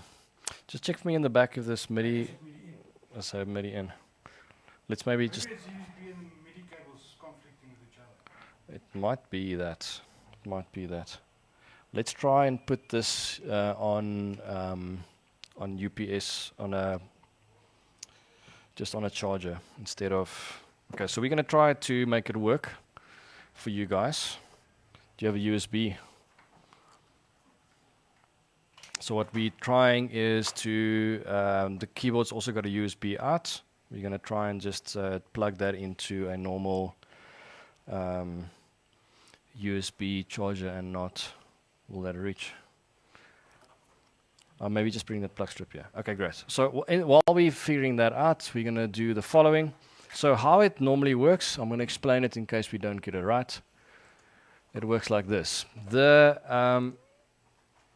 Obviously, if this console was the receiving side, there's two ways of doing it. If you're connecting to... Thank you, Rian. Rian is doing some setup here for us.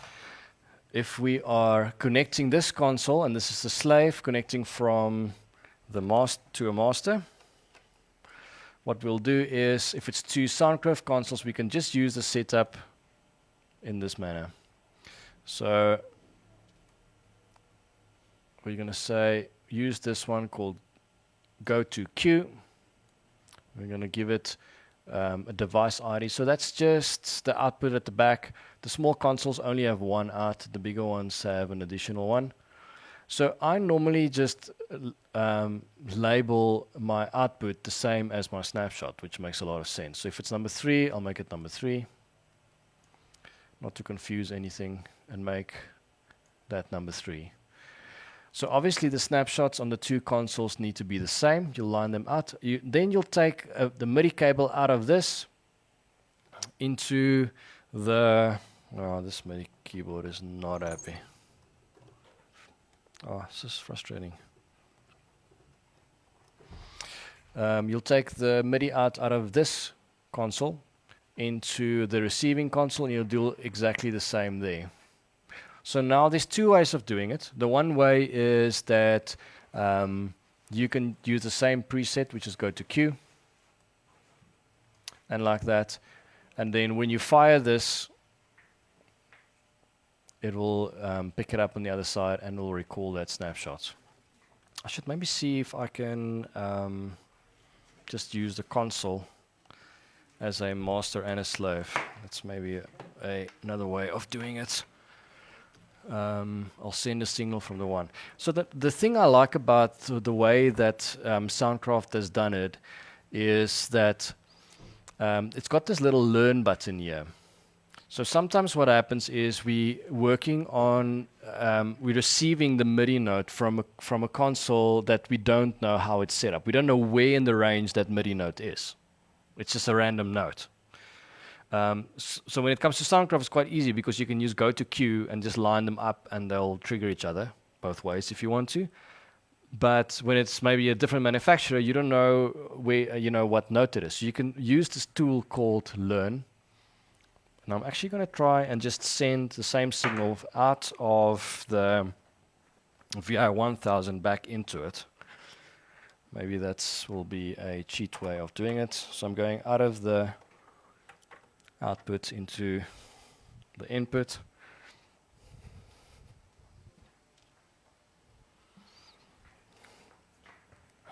And I'm just going to create, I've got one snapshot there. I'm going to switch it on. Event number 1. Go to Q. Going to switch it on. I'm going to say learn.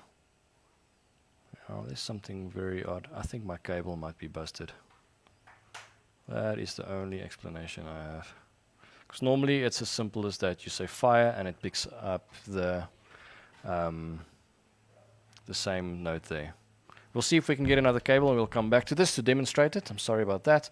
Next thing we need to look at is direct out gain sharing or dogs. So this is a feature that I guess you'll use. The only place that I've really used it is we had a scenario where we had a front of house console and the console was feeding a second console, which was a broadcast / recording console at a church. The front of house console obviously had the gains and it was sharing the signals with direct outs to the broadcast console. So it looked like this. We had preamps patched here, 8 of them, and we had direct outs patched. The direct outs here, just want to see, great, they're already patched as Dante. So what was happening is whenever we wanted to do a gain change here, we wanted to, the gain position must stay the same on the broadcast side, right?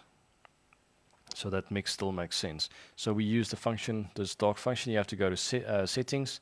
You have to switch it on there. So at the moment it's on input to direct out. There's 2 settings that you can change. Let's quickly have a closer look. It's this guy here. At the moment, and I've already switched it on the console, it's on direct out, which means the signal comes via the head amp or the preamp.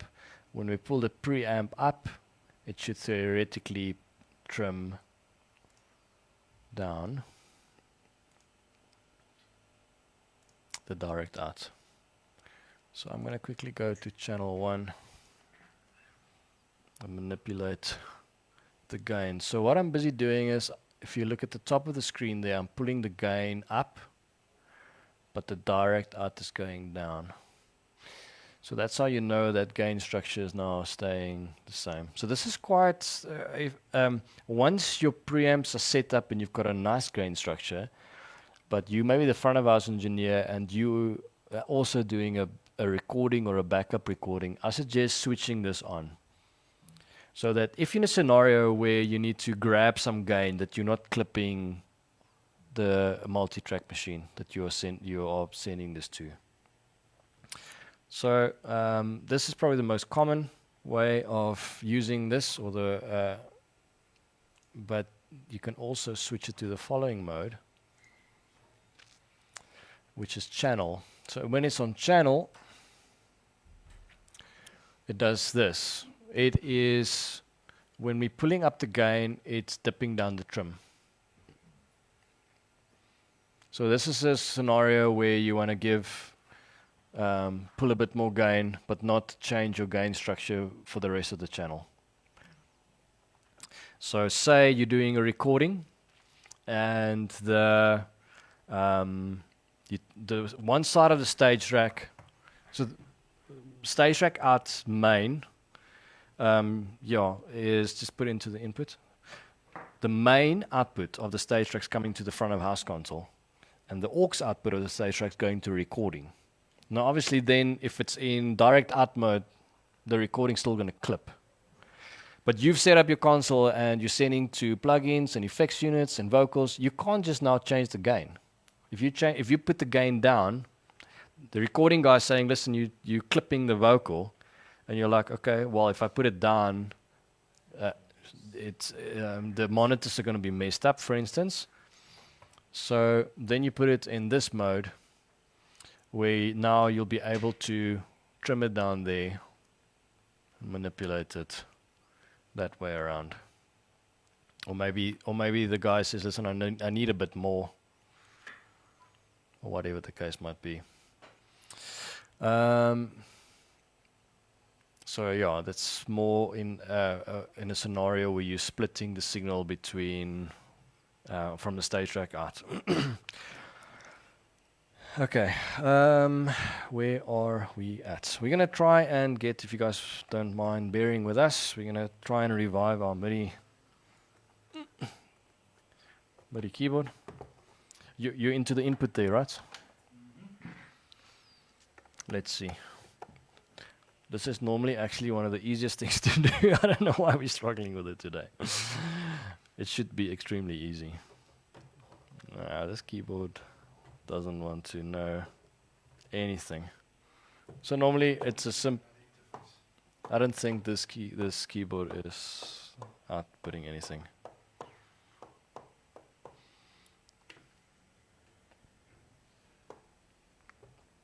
Yeah.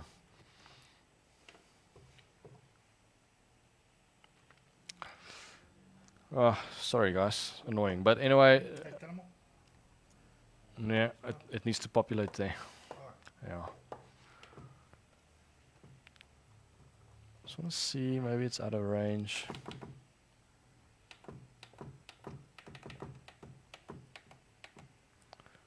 Yeah, no, this is not outputting anything. Anyway, it's normally quite straightforward. So we're going to move on. Sorry I can't demo that the way I should, but I normally just use a keyboard and I type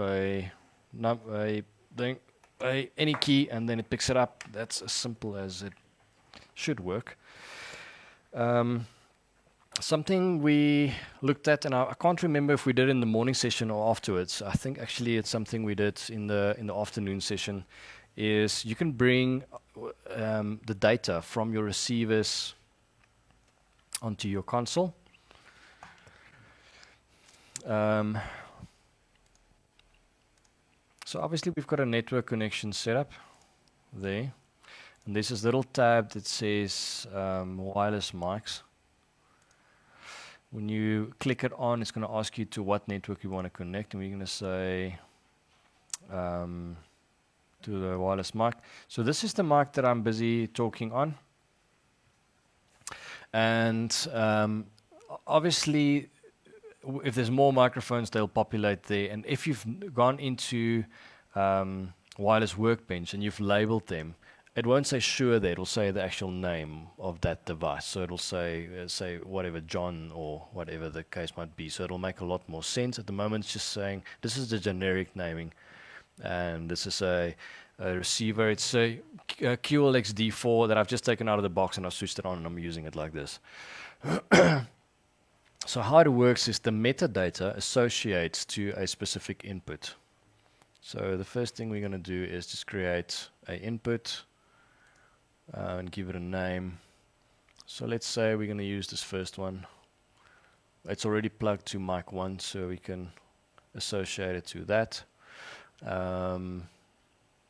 can give it a name if we want. Call it Gabs RX backspace. Give it a color like so. This is the first channel there. So we want to bring that metadata to this channel. We're going to associate it to mic 1. So it's under System, it's under Network, and we're going to click the tab on the left here, which is Wireless Microphone. It's that guy there. And we're going to click the audio patch that we want to associate it with, and we're going to say mic 1. And that's it. Now when we go back here, we see the RF is coming up, left and right, and you see the battery status. And then the one cool thing that I love about this is the gain select. We can now choose whether we want to change the gain on the console. We want to change the gain on the receiver. So actually if I dial this up and down, you'll hear my voice going louder and softer. So that's very nifty if you're a front of house engineer on your own. I was going to show some different scenarios when it comes to this setup. It's one of the slides that we've built for this. Maybe just a nice recap. That's the file structure for the USB. You can find this if you're interested in it in the manual that can be downloaded from the website.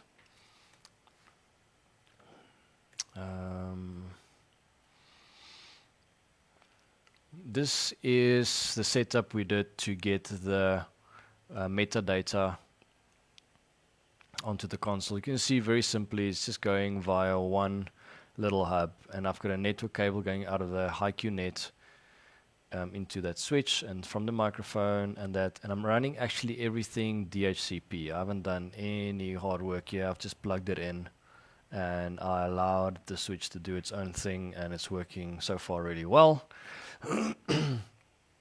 We'll show the iPad connection now as well in a moment. So this is one of the scenarios that you can set up.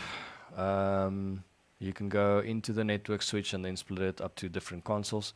So the nice thing here is most shows when you're running, I'll say more than 8 microphones, you're going to probably set up Workbench anyway. So that work's been done. So you can just take the signal that comes out of that switch, what the RF engineer is using, and introduce it to the console. And if it's in the same range, it'll pick up automatically, and you can just assign it to the correct connection, correct console, the correct channel. I'm sorry. Okay. Then the one, and I think this might be the last thing that we want to talk to today, is this. So, for anyone who hasn't used it, is the little iPad. I've changed my pin to a generic. I forgot about that last time.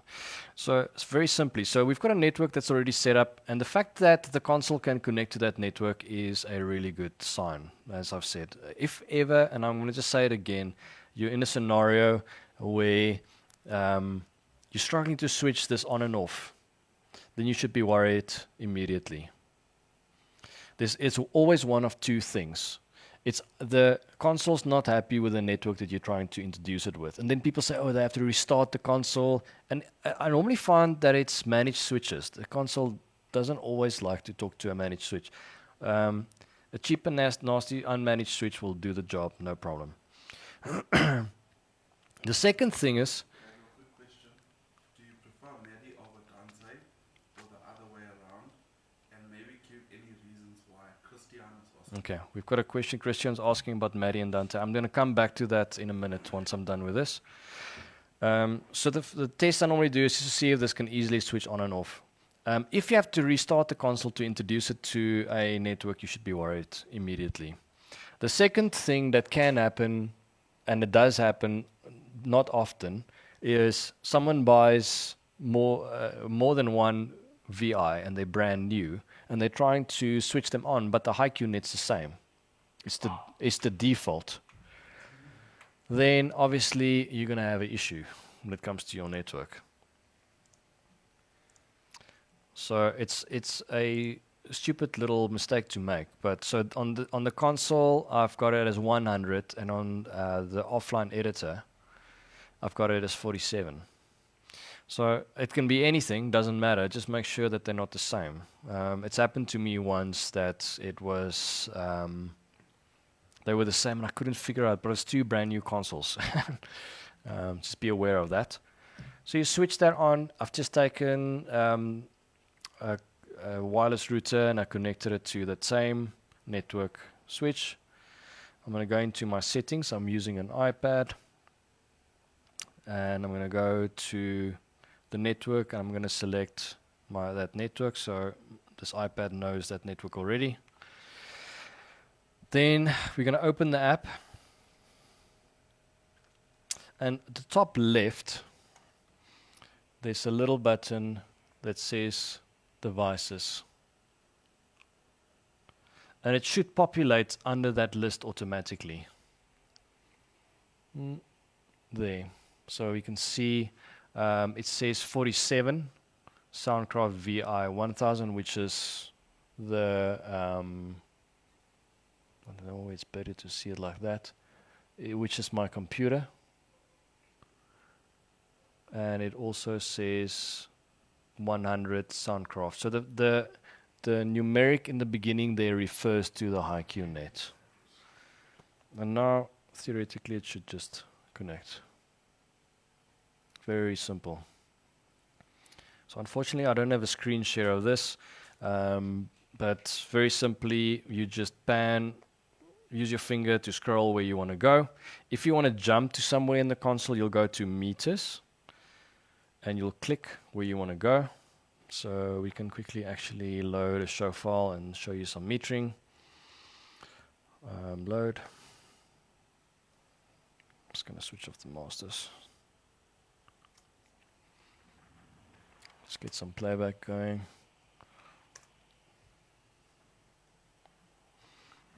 There we go.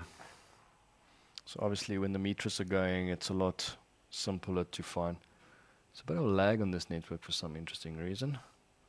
So when you click on the meters, it'll take you to that part of the console, which is where we did the vMix demo. And then to change any of the settings, obviously when you're sending to a specific bus, you'll go to Sends. You'll select the bus that you want to use, let's say number 2. And we want to go to that channel there. So I'm sending that guest 2 to that bus, very simple. So that's that tab there. And there's tabs at the bottom for the masters, the VCAs, the mains, so on and so forth. And the only other thing you need to know, if you want to change something on the channel, it's right there. It's quite self-explanatory.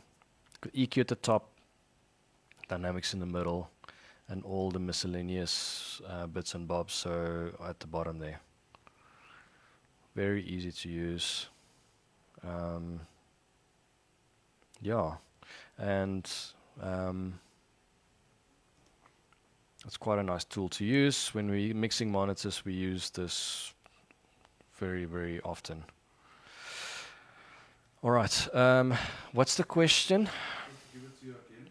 Yeah. Diana is asking, do you prefer MADI over Dante? No. Or the other way around? Yeah, that's a good question. Give your reasons why, please. Okay. So, Christian, thank you for the question. So what he's asking is, do I prefer MADI or Dante? It depends on the application. So a lot of people love, obviously, Dante because it's quite cheap to integrate, and to split the signal off is very easy. The disadvantage of Dante is that it's running on a normal network. So someone can very easily introduce something to that network, or the other thing I found as well in big setups is that because there's a lot of networking happening in the venue, someone will very easily just pull out a network cable because they think it's maybe control for a LED wall or something, or signal to the LED wall, and pull it out. That's the other thing I don't like about Dante. The thing I like about MADI, and this is probably the primary thing I like about MADI, is it's like a digital mult between two places. It's 64 channels going this way and 64 channels coming in the opposite direction. And it either works or it doesn't. So if you plug it in and you see sync, you know you are good to go. And the routing, when you go via a MADI router, for instance, there's normally someone who will take control of that router. a random person can't just log into the router and make changes. Which is, I found, one of the disadvantages. I had an issue at a church where we lost signal on the Dante, and someone was logging in and changing something, and they had the wrong channels. So they were unpatching channels by accident and didn't know about it. The other thing I don't like about Dante so much is that when you're running Dante on a managed switch, the audio tends to take the lowest priority. So if you're in a installation scenario, like a broadcast basically setup or a broadcast studio, one of the selling points of Dante is the fact that, it runs on a normal network, so we can use the existing network that's already installed. That's true, but 99% of the times, a big network like that will be managed, which means it becomes now this conversation between you being the installer or the engineer and whoever is the systems engineer in that scenario. So I've had issues with that before. So I would use Dante as a backup recording, but most of the time I use MADI. I also know it a little bit better, and I think that's the primary thing for me. Also the clocking, when it comes to MADI, I always feel is a bit more stable, I can say, and it's easier to manage kind of the clocking. I don't think, but audio-wise, there's nothing wrong with using either of them, and I think there's so many places where Dante plays a role. When it comes to be just one computer straight out of the console for playback, and maybe going the opposite direction for multi-tracking, it's a very cheap way of doing it. And if you manage the network well, I can't see how you're going to have too much troubles with it. But that's my takes on it. I've had some horror stories when it comes to Dante, so I guess I'm a little bit biased when it comes to the topic. I've had hardly any issues with MADI, and we've done some really crazy installs and designs on MADI. And once it works, next morning you can just start it up and you don't have to think about it. If it shows you a green light on the lock, it's working. Is there any other questions? I think that's kind of everything that I wanted to cover. Was maybe just one little thing. Sorry? Android version for monitors? Sure, I don't actually know. He's asking if there's an Android version for... Easy listen. Visi Listen. Yeah, he's talking to the Listen app, but not that. Yeah. Only for monitors. There's one thing I still wanted to go over, maybe while we still have a few minutes of time, is on the monitoring side, how the monitor and the talkback work together. And I spoke about it yesterday, but I'm not sure if we went through everything, and I can maybe try and demonstrate a little bit more. So I spoke yesterday about the monitor buses. We obviously have the 3 monitor buses. I'm going to quickly go there on the computer. So these guys here, we've got monitor A, B, and the headphones. So on the console, that's monitor A, that's B, and that's the headphones, right? Something that's interesting here and that I really like is how these stereo buses have been built up. When these buttons refer to what we're monitoring, so whether we're listening to left and right, or center, or in solo, out solo, and talkback return. This is the part that's very interesting because this is a hard T-piece into this bus, and then we've got these 2 other ones, which is user A and B. Using user A and B and a combination of this, you can actually build a really interesting monitor setup using very little buses and inputs.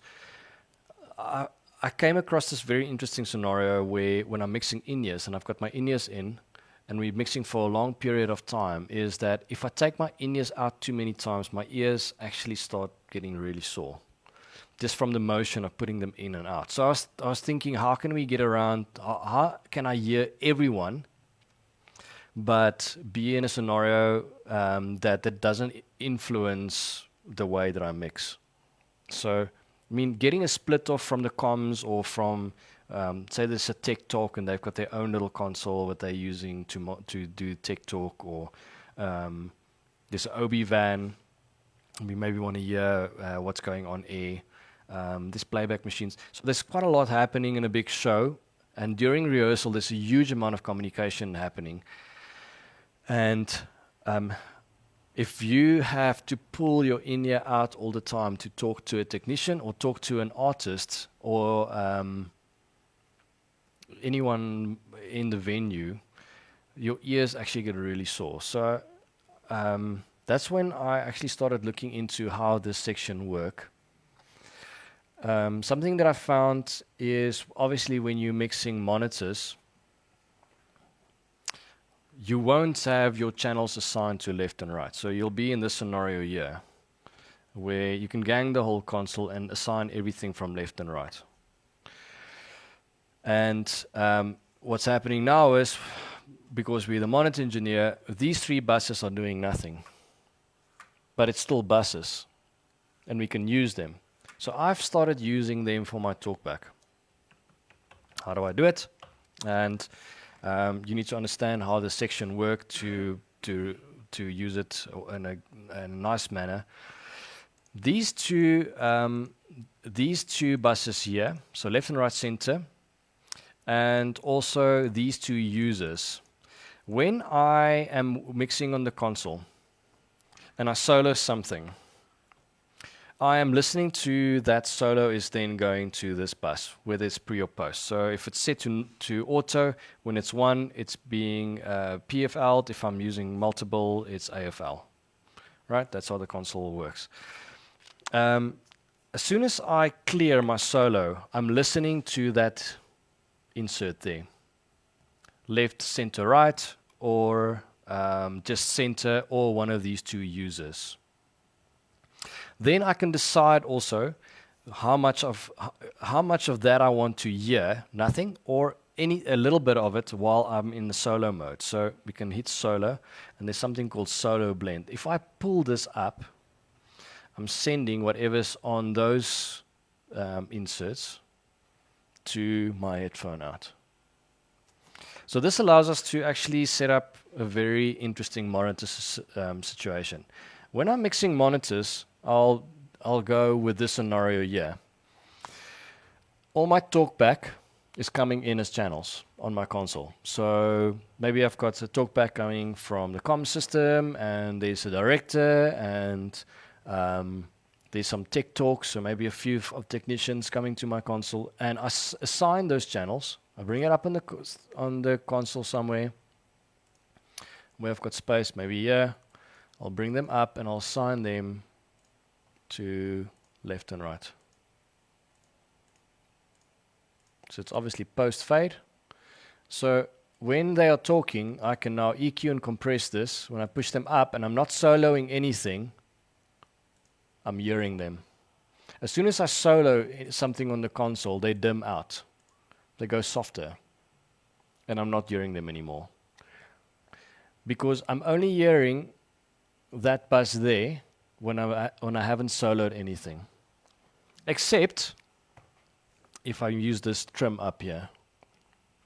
That thing there. So that is a feed in between what I'm soloing and what is selected here.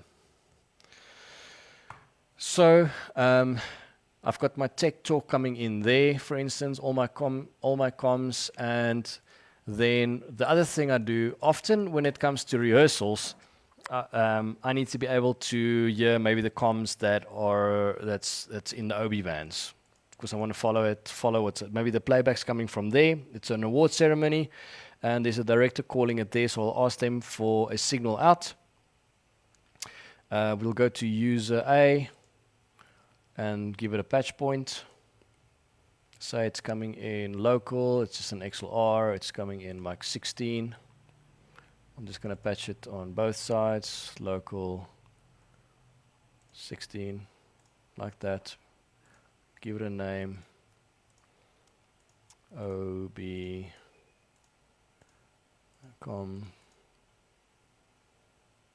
Okay, there it is. So I've got my in-ears in. I've got the fader up. When I'm mixing, when I push that button there, I am now only listening to here, except if I've dialed this up to feed in that insert. And when I want to listen to the OB comms, I just click there. If I want to listen to the Tech Talk, I just click there. Maybe I want to also hear awards ceremonies. I like to hear when we're off air.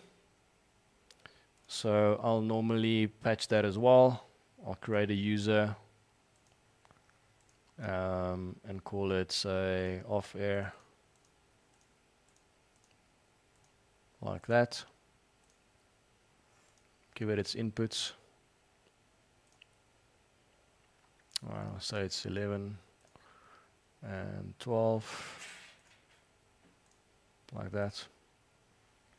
So this will now allow us to then listen to what's happening in the OB. So normally what happens with award ceremonies is that we will do an MC link in the venue while the OB is maybe playing out an ad break. Right? So if it's something that's going live to TV. So sometimes it's just dead quiet in the venue and we don't know what's going on, so having that is helpful. Then there's this one other input here, and this is actually what I want to get to. This is a mono into these buses.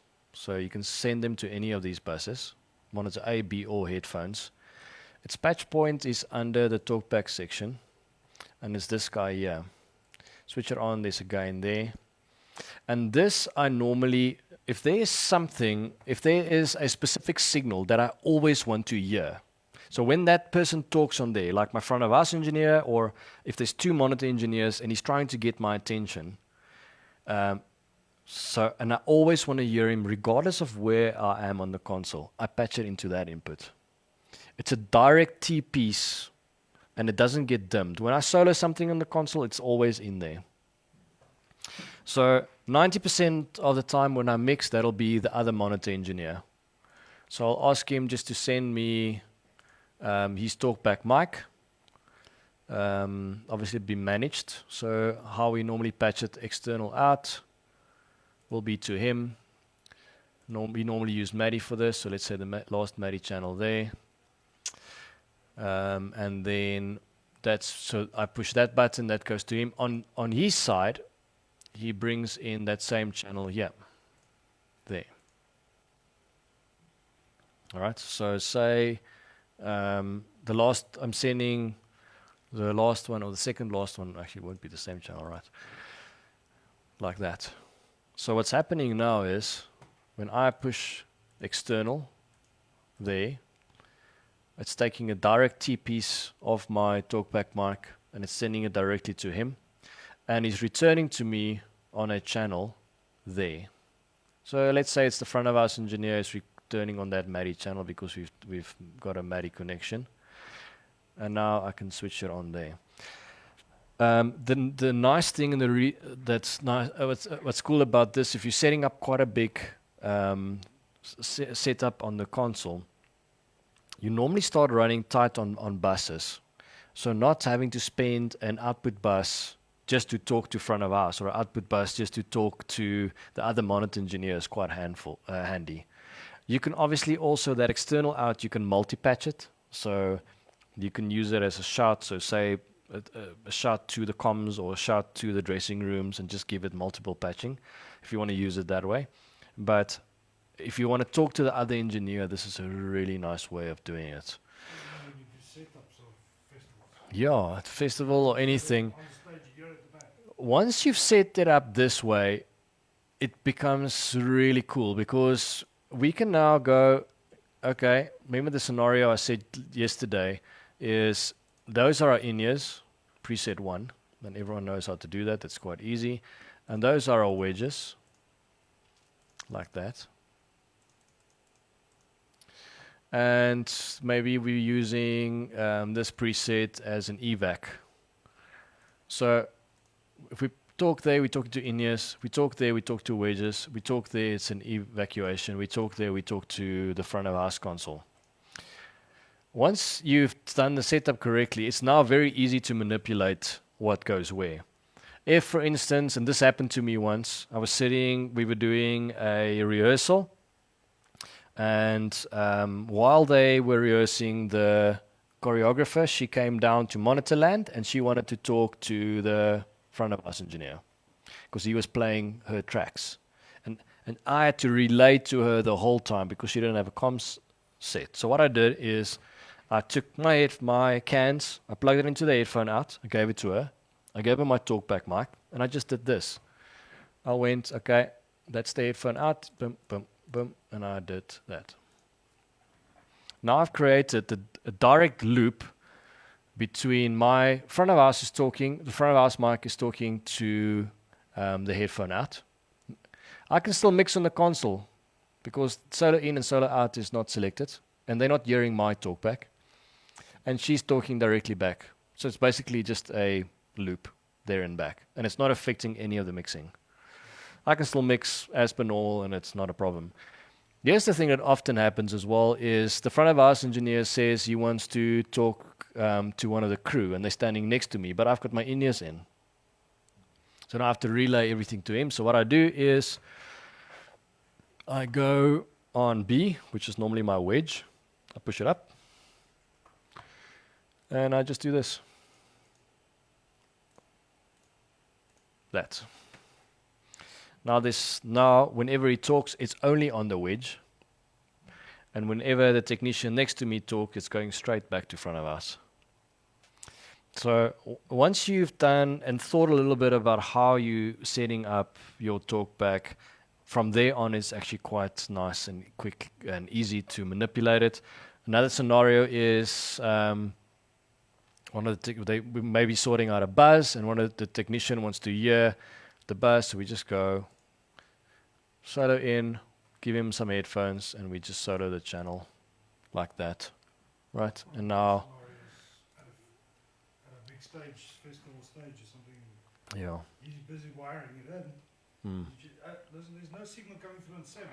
Just double check your signal. So yeah, so I mean it really becomes endless what you can do. Also on your wedges sometimes it makes sense not listening to the input soloing. If you're primarily doing your EQs for in-ears, like I do, I normally preference the EQ to work on the in-ear, and then I adjust the monitor EQ to work around that. You maybe, whenever you solo input, you don't want it to go to the wedge. So you can untick that and only tick that and take the talkback out, and then you can just leave your wedge level up. This here can just stay up. There's your in-ears, and the wedge level stay up. So the wedge will only play when you are soloing an output. And then there was one other thing that I wanted to do. Obviously, in that scenario that I've just explained, you might want to then unselect the in-ears. So when you're soloing an in-ear, it's not playing to the wedge. That makes sense, right? So then it'll look like that. Oh, I can actually just do that. Everyone in the room is laughing at me. It's okay. It's okay. Laugh at me. Like that. So that's actually the headphones, but you'll do the same thing, yeah. Okay. And that is basically it. There's nothing really else to say. There's one other little tool that the front of house engineers will maybe use at some times, and it's called Solo in Place. And it does the following. So Solo in Place is when we want to solo something over the PA. now broken something. So when we're soloing that, it's not sending it. It's not sending it anymore to the monitor only, but it's also sending it left and right when solo in place is on. So it's only a tool you're going to use when you are the front of house engineer and you're busy with rehearsals. Obviously, you don't want to use that in the show. I just want to see, it normally shows up differently.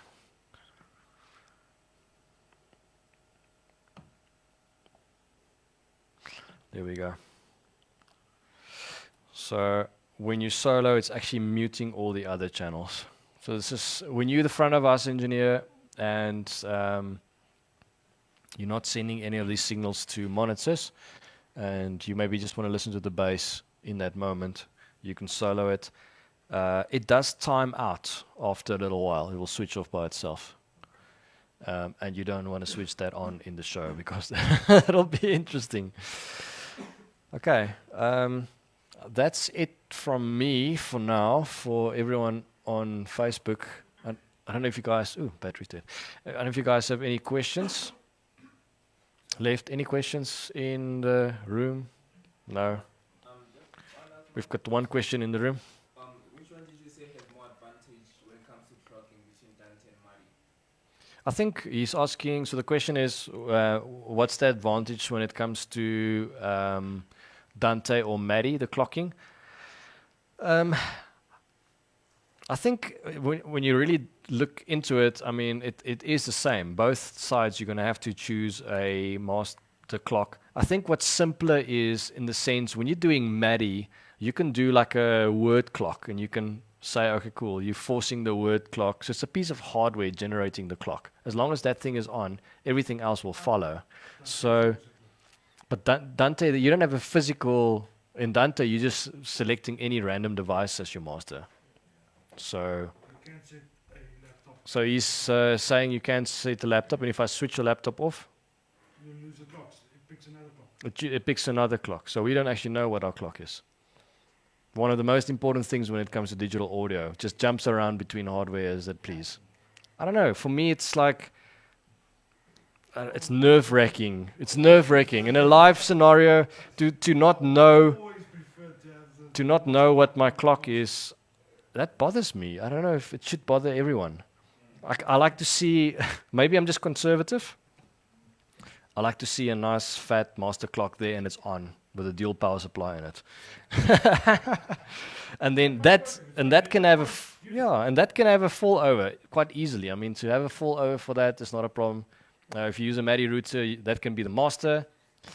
And then, so if that goes off, the word clock will take over. And then if that falls over, the console can take over. So there's 3 levels, and you know in what sequence it's going to go.